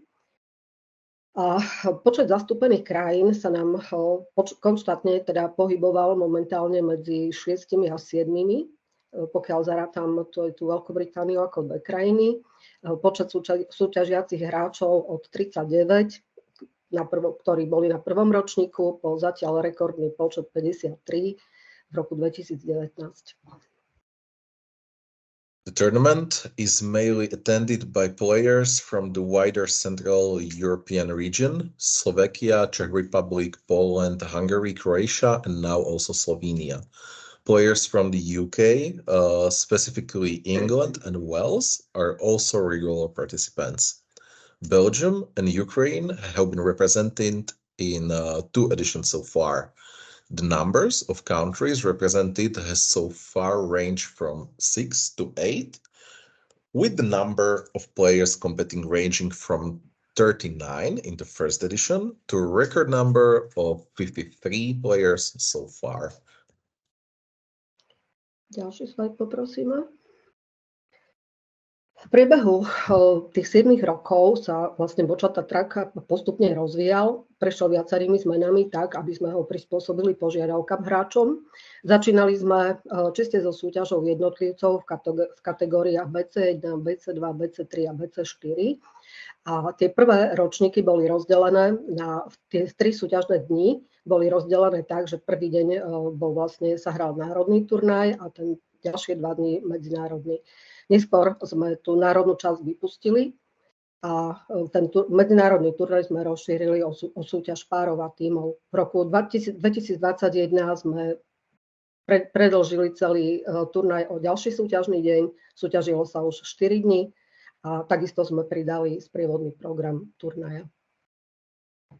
Over the years, the Boccia Tatra Cup has gradually developed and undergone several changes. We started with a competition for individuals in the categories BC1, BC2, BC3, and BC4, divided into the national and international part in 3 competition days. Later, we dropped the national section and expanded the international tournament to include pairs and teams competition. In 2021, we added another competition day and competed for 4 days. We also expanded the tournament's supporting program. Ďalší slajd poprosíme. Turnaja Boccia Tatra Cup sa pravidelne zúčastňujú viacerí hráči zo špičky svetového BISFET rebríčka a to garantuje jeho vysokú hernú úroveň.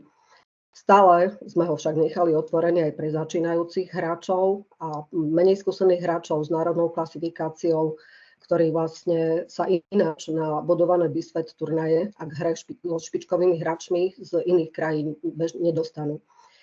Boccia Tatra Cup je vlastne pre týchto hráčov jedinečnou príležitosťou osobne sa stretnúť a zahrať si so svojimi idolmi a hviezdami, ako napríklad so Sámkom aj Andrejčikom. The tournament is regularly attended by several players from the top of the BISFET World Rankings, which guarantees its high level of play. However, it is still open to beginners and less experienced players with the national rankings who do not normally get to play in BISFET tournaments and play with the top players from abroad. This makes the Boccia Tatra Cup a unique opportunity for them to meet and play with their idols and stars in person. Ďalší slajd. Boccia Tatra Cup je kvalitný turnaj s priateľskou atmosférou, má veľmi dobré meno a pridali sme k nemu aj nejaké benefity. Podarilo sa nám vybudovať kvalitnú športovú značku, ktorá má svoje pevné miesto v kalendári otvorených Boccia turnajov v regióne. Je najväčším podujatím organizovaným ZON Prešov a stal sa vlajkovou loďou medzi aktivitami našej organizácie. Boccia Tatra Cup is a quality tournament with a friendly atmosphere, good reputation, and added value in the form of several benefits. We have managed to build a quality sports brand that has a firm place in the calendar of open Boccia tournaments in the region. It is the largest event organized by a ZON Prešov and has become the flagship among the activities of our organization. No, teraz sa už vlastne vrátim, alebo teda prejdem na tému organizovania turnajov Bocci. Tie môžeme podľa cieľových skupín rozdeliť na turnaje v paraboči alebo turnaje v integračnej boči. Cieľovou skupinou parabocce sú výhradne ľudia s najťažšími telesnými postihmi pripútaní na invalidný vozík, ktorí prešli športovou klasifikáciou na základe pravidiel BISFET. Integračná boča je otvorená prakticky pre všetkých záujemcov a je určená predovšetkým pre ľudí s akýmkoľvek zdravotným postihnutím a seniorov. But let's move on the topic of organizing Boccia tournaments. This can be divided into para-Boccia tournaments and integrated Boccia tournaments according to their target groups. The target groups for para-Boccia is exclusively people with the most severe physical disabilities who are wheelchair-bound and who have passed the sport classification based on BISFET criteria. Integrative Boccia is open to all interested parties and it designed primarily for people with any disability and seniors. Dôležitým, alebo teda najdôležitejším benefitom Bocce je to, že umožňuje športovať aj ľuďom, ktorí žiadny iný šport fyzicky nezvládnu, a teda aj ľuďom s postihnutím zodpovedajúcim kategórii BC3. Prínosom športových tréningov a zvlášť potom turnajov v Bocci je príležitosť spoznávať nových ľudí, nájsť si priateľov, motivácia cestovať a aktívne žiť. Tréningy a turnaje Bocce sú priestorom na sebarealizáciu, šancu zažiť radosť z úspechu a tiež ideálnym nástrojom na sociálnu inklúziu. Organizovanie medzinárodných turnajov v Bocci výrazne rozširuje spravidla úzke domáce konkurenčné prostredie, čím pomáha hráčom Bocce herne napredovať. Pritom vytvára priestor na cezhraničnú výmenu skúseností, rozvoj medzinárodnej spolupráce a rozširuje priestor na socializáciu silne znevýhodnených cieľových skupín. The most important benefit of boccia is that it allows people to play sports who are physically unable to play any other sport, including people with disabilities corresponding to BC3 category. The benefits of training together, and especially of boccia tournaments, are the opportunity to meet new people, make friends, and the motivation to travel and live an active life. There is space for self-development, a chance to experience the joy of success, and an ideal tool for social inclusion. The organization of international boccia tournaments greatly expands the usual closed domestic competitive environment, helping boccia players to progress in the game. Alongside this, it creates a space for cross-border exchange of experience, the development of international cooperation, and extends the space for socialization of strongly targeted groups with a severely limited mobility. Ďalší slajd poprosíme. Organizovanie turnajov v paraboči má svoje špecifika, tie vyplývajú zo špecifickej cieľovej skupiny športovcov, pre ktorú sú tieto turnaje určené. A z toho vyplývajú aj špeciálne požiadavky na prostredie, kde máme turnaj v paraboči organizovať. Bezbariérovosť športovej haly, ale aj dostatočnú bezbariérovosť priestorov na stravovanie a ubytovanie účastníkov. To však nie je jediným kritériom pri výbere lokality. V porovnaní s inými športmi či parašportmi sú turnaje v paraboči náročnejšie na kapacitu priestorov a technické a personálne zabezpečenie podujatia, čo vlastne zvyšuje aj rozpočet na realizáciu podujatia. The organization of tournaments in Paraboccia has its specifics, resulting from the specific target group of athletes for which they are intended. This also implies special requirements for the environment in which the Paraboccia tournament is to take the place. However, the barrier-free nature of the sport hall and sufficient accessibility of the facilities for catering and accommodation of the participants are not the only criteria for the choice of the location. Compared to other sports or parasports, tournaments in the Paraboccia are also more demanding in terms of space capacity and technical and staffing support, which increases the budget for the event implementation. Ďalší slajd poprosíme. V integračnej boči súťažia väčšinou trojčlenné týmy podľa pravidiel pre zápasy tímov BC1 a BC2 s tým, že hráči, ktorí nepoužívajú invalidný vozík, hrajú zo stoličky. Kritériá na posudzovanie zdravotného stavu hráčov pri integračnej boči nie sú stanovené, nemusíme dodržiavať žiadne presné pravidlá a sú vyslovene v kompetencii organizátora turnaja. Oficiálne medzinárodné turnaje v integračnej boči zatiaľ ja osobne neevidujem, avšak v niektorých krajinách, napríklad v Poľsku, už turnaje v integračnej boči fungujú formou ligy na národnej úrovni. In integrative boccia, teams of 3 usually compete for BC1, BC2 team matches, with the players who do not use a wheelchair playing from chair. However, the criteria for judging the medical condition of the player in this case are not set by any rules and are expressly at the competence of the tournament organizer. There are no official international integrative boccia tournaments yet, but in some countries, such as Poland, for example, integrative boccia tournaments already operate in the form of a league at national level. Ďalší slajd. Organizovanie turnajov v integračnej boči je o niečo jednoduchšie, keďže nejde výhradne o hráčov s obmedzenou mobilitou, avšak aj tu musíme rátať aj s účastníkmi s ťažkým telesným postihnutím, ktorí spĺňajú BISFET kritériá na športovú klasifikáciu pre hráčov paraboče. Turnaje v integračnej boči sú pre nich vhodnou prípravou na športovú klasifikáciu, ale aj príležitosťou na súťaženie pre tých z nich, ktorí o športovú klasifikáciu nemajú záujem.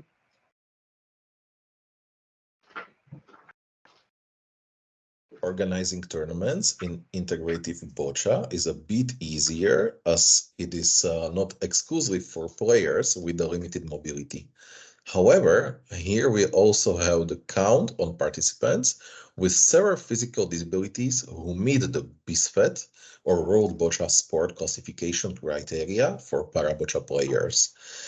Integrative boccia tournaments are a suitable preparation for sport classification, but also an opportunity to compete for those of them who are not interested in the sport classification. Ďalší slajd.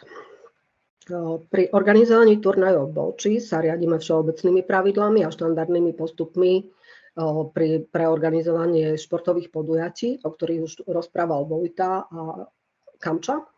Preto ja sa už budem venovať teraz len špecifickým rádám a návodom pre turnaje v parabocci. When organizing boccia tournaments, we follow the general rules and standards procedures that Vojta and Kamča has already mentioned.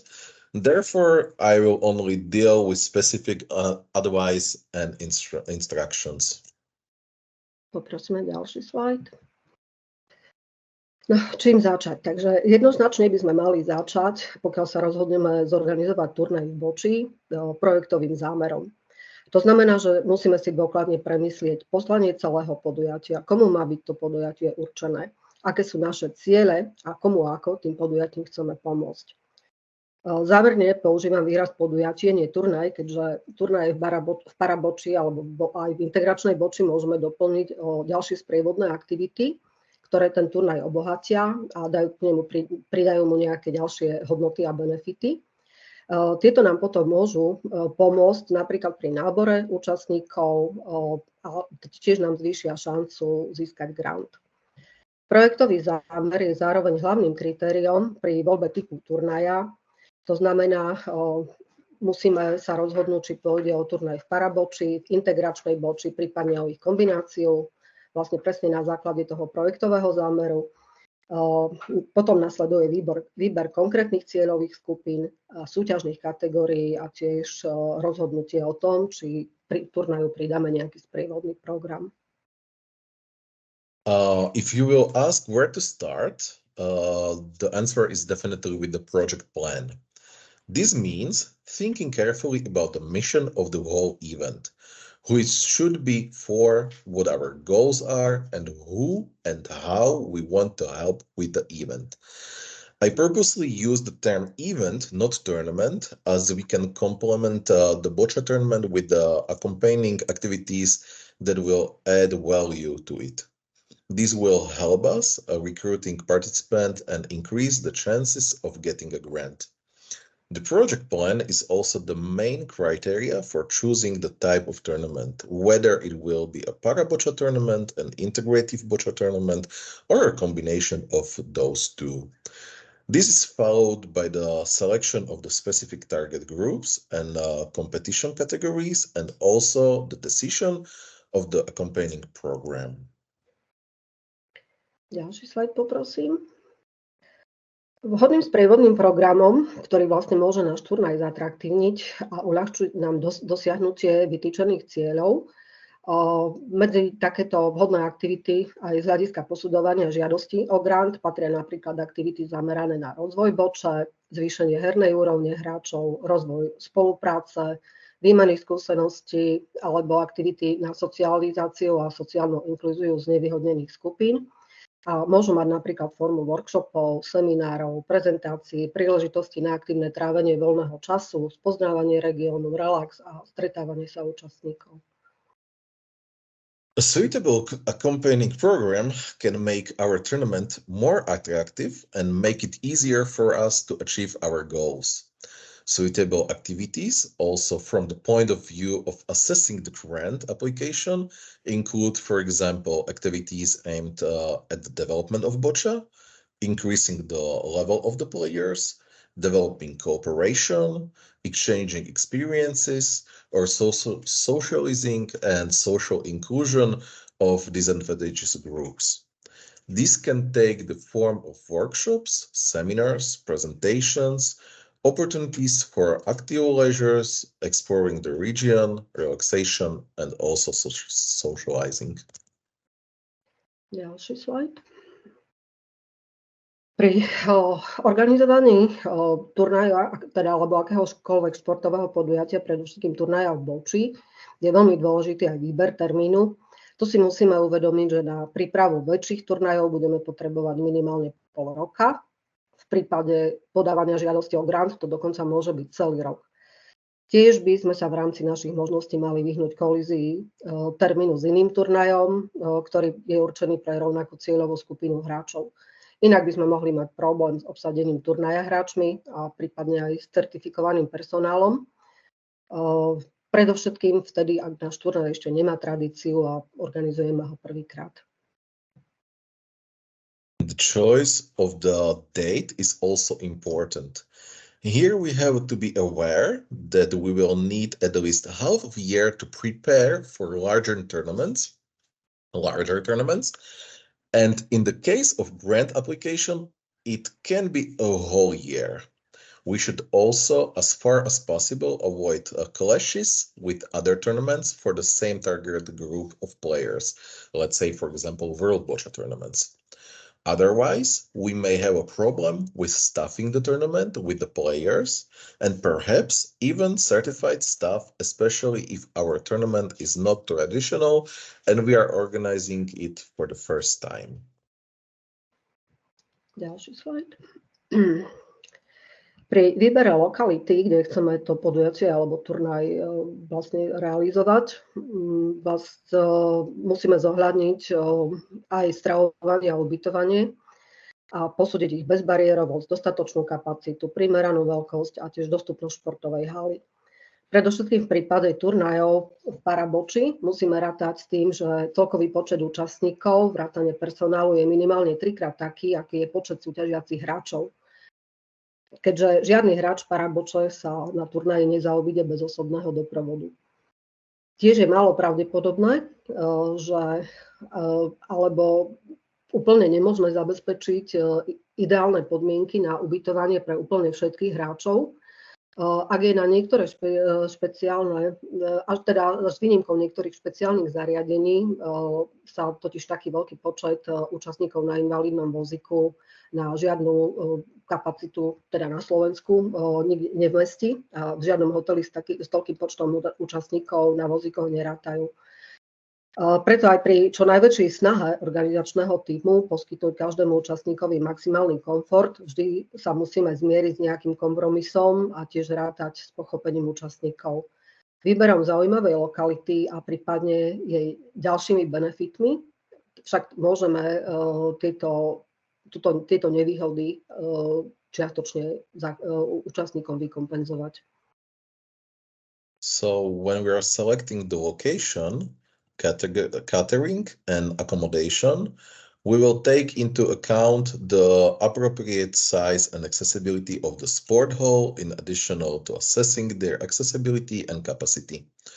Especially in the case of Parabocha tournaments, we have to take into account that the total number of participants, including staff, is at least 3 times the numbers of competing players, as no Parabocha player can be without a personal assistant.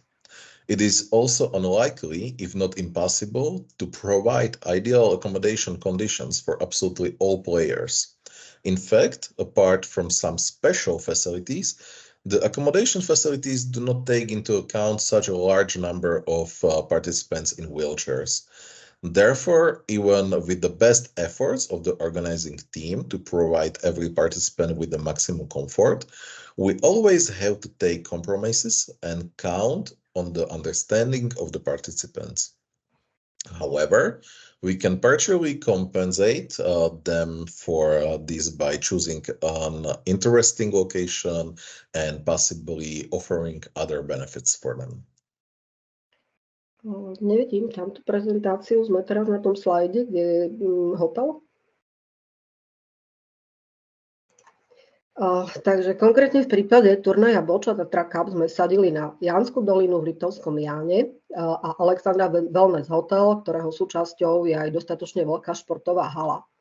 K dispozícii sú tiež wellness, fitness, plavecký bazén. Benefitmi tejto lokality je v prvom rade to, že turné, strava, ubytovanie, priestor na spoločné aktivity a relax účastníkov je pod jednou strechou a naviac v krásnom horskom prostredí v jednom z najkrajších regiónov Slovenska. Specifically, in the case of Boča Tatra Cup tournament, we bet on the Janska Dolina or Janska Valley, we want, in the Liptovský Jan at the end, and the Alexandra Wellness Hotel, which includes a large enough sports hall. There are also fitness, wellness, and swimming pool there. The benefits of the location are the tournament, food, accommodation, space for common activities, and relaxation of the participants under one roof. Moreover, in the beautiful mountain environment in one of the most beautiful regions of Slovakia. Ďalší slajd poprosím. Na stanovenie kapacity turnaja v Boči je rozhodujúci počet súťažných dní a počet kurtov. Ten je samozrejme limitovaný veľkosťou športovej haly. V prípade priateľských turnajov, o ktorých predovšetkým sa my bavíme, je ideálne naplánovať si na jeden deň a jeden kurt maximálne 7 až 8 zápasov jednotlivcov alebo 5 až 6 zápasov párov a tímov, tak aby súťaže prebiehali zhruba v čase od 9. do poludnia do 19:00 s hodinovou prestávkou na obed. Inak musíme hlavne v prípade viac nových turnajov rátať s tým, že hráči budú unavení rovnako ako bude unavený aj personál. V závislosti od nastavenia týchto podmienok, plánovaného zastúpenia kategórií a herného systému nám potom približnú kapacitu turnaja vyráta administrátor. The number of competition days and the number of courts, which is limited by the size of the sport hall, is crucial for determining the capacity of the Boča tournament. In the case of friendly tournaments, which is what we are primarily talking about, it is ideal to schedule a maximum of 7 to 8 individual matches or 5 to 6 pair and team matches per day per court, so that the competition take place between 9 a.m. To 7 p.m. with an hour break for lunch. Otherwise, especially in the case of multi-day tournaments, we have to take into account the tiredness of both players and staff. Depending on the setup of these conditions, the planned representation of categories, and the game system, the approximate capacity of the tournament will be calculated by the tournament administrator or technical delegate. Ďalší slajd poprosím. Na materiálové a technické zabezpečenie realizácie turnajov v Boči budeme predovšetkým potrebovať materiál a techniku na vybavenie športovej haly. Spadá sem príprava kurtov, ich nalepenie, vybavenie časomierov, priestor, technika a materiál pre administrátora turnaja, tiež výzdoba a ozvučenie haly.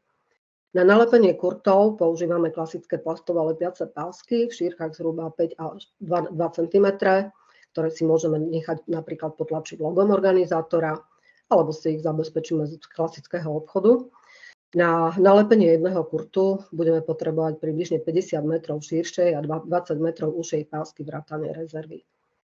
Technický nákres a rozmery kurtov, ak ich nepoznáme, nájdeme v pravidlách Boče. Techniku nemusíme nevyhnutne kupovať, je podstatne lepšie a ľahšie si ju zapožičať alebo prenajať. V prípade časomiery si vieme pomôcť aj notebookom alebo tabletom pripojeným na monitor a aplikáciu s časomierou, ak nemáme, vám vie poskytnúť napríklad Emilova sportovní, alebo ďalšia možnosť je aplikácia, ktorá by bola vyvinutá priamo našim technickým delegátom Sámkom Andrejčíkom a tiež je možné si ju zadovážiť. Kurty sa v hale snažíme rozmiestniť čo najefektívnejšie, pričom myslíme na dostatok priestoru pre časomeračov a pohyb obslužného personálu, pohodlný prístup hráčov na kurt a priestor pre divákov, pokiaľ v hale nie je hľadisko. Medzi kurty rozmiestnime mantinely. Ak nám to veľkosť haly umožňuje, môžeme v nej vytvoriť aj callroom, prípadne môžeme na tento účel využiť väčšiu šatňu. V krajnom prípade môže callroom prebiehať aj priamo na kurtoch. Ak to podmienky umožňujú, je dobré aspoň jeden kurz vyčleniť ako tréningový. Na obrázku, na prezentácii vidíme rozmiestnenie kurtov na turnaji Boča Tatra Cup. A tiež časomieru od Samka Andrejčíka. For the material and technical support of the Boča tournaments, we will need mainly material and equipment for the sport hall. This includes the preparation of the courts, their taping and timing equipment, space, equipment and material for the tournament administrator, and also the decoration and sound system of the hall. For taping the courts, we use classic plastic adhesive tapes, which we can have printed with the logo of the organizer. For taping one court, we will need approximately 50 meters of wider and 20 meters of the thinner tape, including the spare. The technical drawing and the dimensions of the courts, if we don't know them, can be found in the Boča rules. We don't necessarily have to buy the equipment. It is better to rent or hire it. In the case of timekeeping, we can also use a laptop or tablet connected to the monitor. If you don't have a timekeeper app, Emil Sports can also provide you with one, for example. Another timekeeping application, as you can see on the screen, was developed directly by our technical delegate, Samuel Andrejčík, and can also be purchased. We try to lay out the courts in the hall as efficiently as possible, keeping in mind enough space for timekeepers and the movement of service staff, comfortable access of players to the court, and space for spectators if there is no auditorium in the hall. Between the courts, we will place the boundary walls. If the size of the hall allows us, we can also create a call room in the hall, or we can use a larger locker room for this purpose. In the X-room case, the call room can also be located directly on the court. If conditions allow it, it is also a good idea to have at least one court set aside as a warm-up court. The picture shows the layout of the court at the Boča Tatra Cup and also the timekeeping app development in Slovakia. Ďalší slajd poprosím. Ďalším vybavením, bez ktorého sa na turnaji v Boči nezaobídeme, sú pomôcky pre rozhodcov. O nich tu minulý týždeň vlastne rozprával Ondrej Bašťák-Ďurán z firmy Baštošport, ktorý ich aj vyrába a predáva. A v jeho ponuke nájdete vlastne aj pomôcky, ktoré vám uľahčia lepenie kurtov, špeciálne ten stredný kríž. Samozrejme, nezaobídeme sa ani bez stupňov víťazov, trofejí, medailí, diplomov, reklamného materiálu a ďalších náležitostí, ktoré tu už boli spomínané. A žiadny turnaj sa bez nich nezaobíde. K dispozícii by mala byť aj bezbariérová preprava účastníkov. Another material that a Boča tournament can't do without is the referee's kit. Ondrej Bašťák-Ďurán from the company Bašto Sports, which also produces and sells them, talked about them here last week. In his offer, you can also find aids or kit for facilitate the taping of the courts.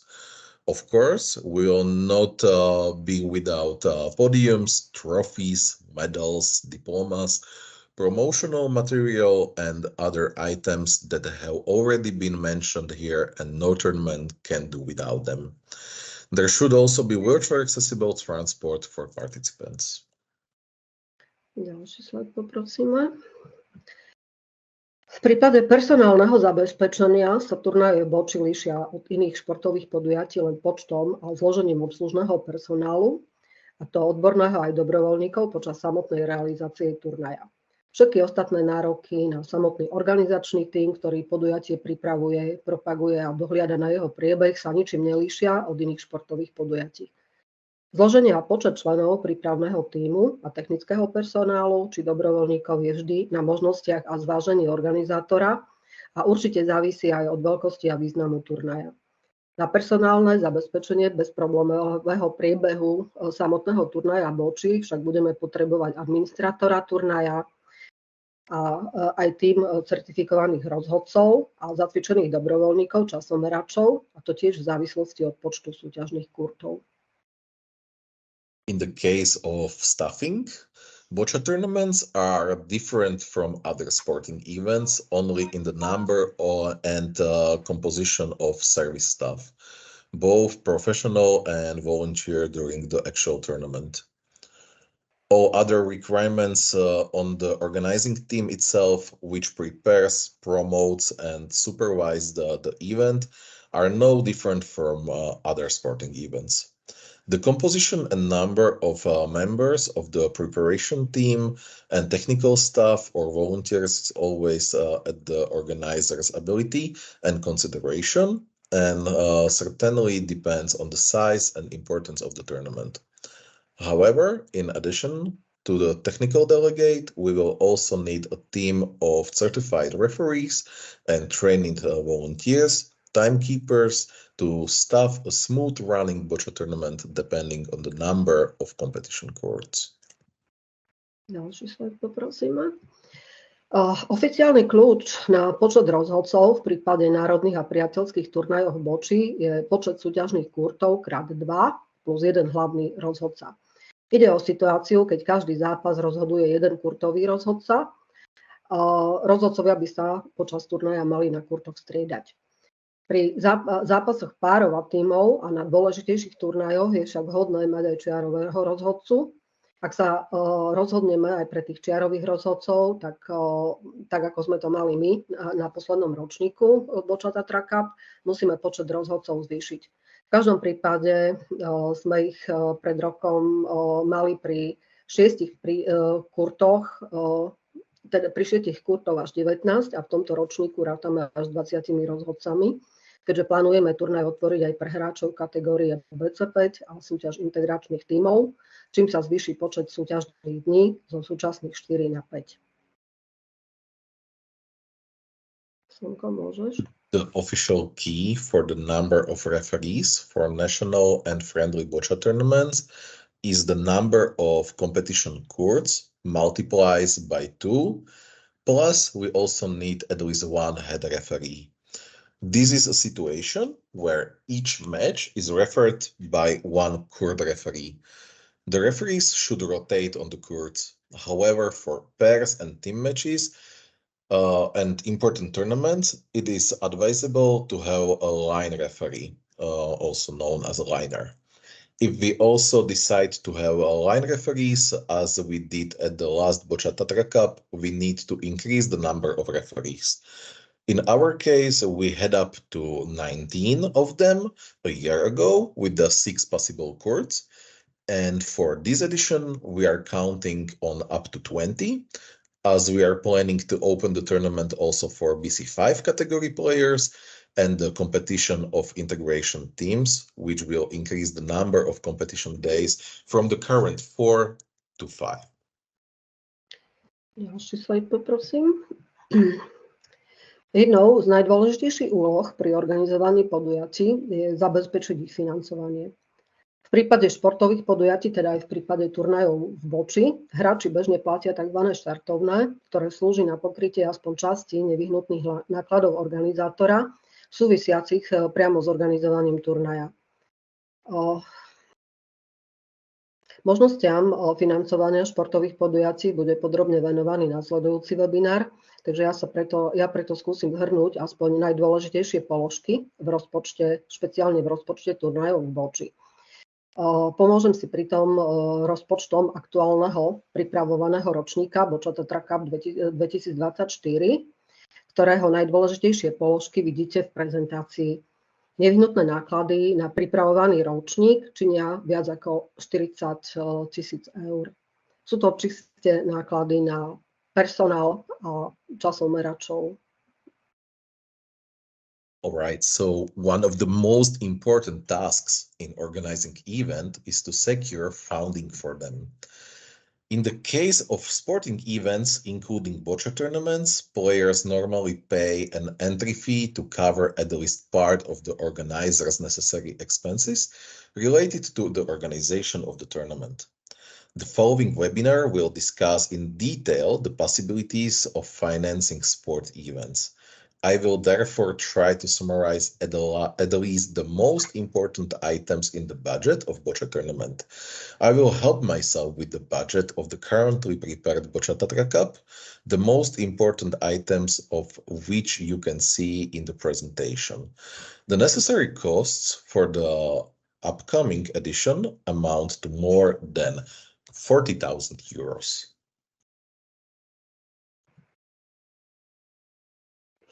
Môžeme ďalej. Jednou z najdôležitejších úloh pri organizovaní podujatí je na štartovnom, vrátim sa teda k štartovnému a pokrytiu nákladov, na štartovnom vo výške 80 eur na hráča. Podľa nami nastavených podmienok pri plánovanom počte hráčov dokážeme získať maximálne 3000 eur, z čoho je zrejme, že pri organizovaní viacdňových turnajov v boči sa bez získania grantu a podpory partnerov nezaobídeme. Nastaviť štartovné tak, aby nám pokrylo všetky nevyhnutné náklady, by bolo pre hráčov finančne neúnosné, nakoľko v našom prípade by muselo byť vyššie ako 1000 eur a ešte by sme v ňom nemali zahrnuté náklady na stravu a ubytovanie účastníkov. Tie činia pri našich zvýhodnených cenách v Alexandra Wellness Hotel pre tento rok 480 eur za celý pobyt na jedného účastníka za 6 nocí. Nevyhnutné náklady na Boccia Tatra Cup pokrývame z grantu Vyšehradského fondu, ktorý finančne podporil zatiaľ 6 zo 7 jeho zrealizovaných ročníkov. V tejto etape prípravy aktuálneho 8. ročníka turnaja, ktorý by sa mal konať už o pár mesiacov v tradičnom júnovom termíne, čakáme rozhodnutie o našej žiadosti o grant. On the starting fee of 80 euros per player, according to the conditions set by us and with the planned number of players, we can raise a maximum of 3,000 euros, which makes it clear that we can't do without the grant and support of partners when organizing multi-day boccia tournaments in boccia. Setting the entry fee to cover all the necessary costs would be financially unbearable for the players, as in our case it would have to be higher than 1,000 euros and would not include the cost of food and accommodation for the participants. This amount to 480 euros for the whole stay for one participant for 6 nights at our discounted prices at the Alexandra Wellness Hotel for this year. The necessary costs of the Boccia Tatra Cup are covered by a grant from the Vyšehrad Fund, which has financially supported 6 of the 7 editions so far. At this stage of the preparation of the current 8th edition of the tournament, which should take place in a few months on the traditional June date, we are waiting for a decision of our grant application. Ešte to dodám vlastne mimo toho naviac, že pri zhruba 150 účastníkoch pri aktuálne nastavených podmienkach Tatra Cupu vychádza len tak pre predstavu celé to podujatie vlastne kompletné náklady zhruba 150 000 eur pri tých 6 dňoch.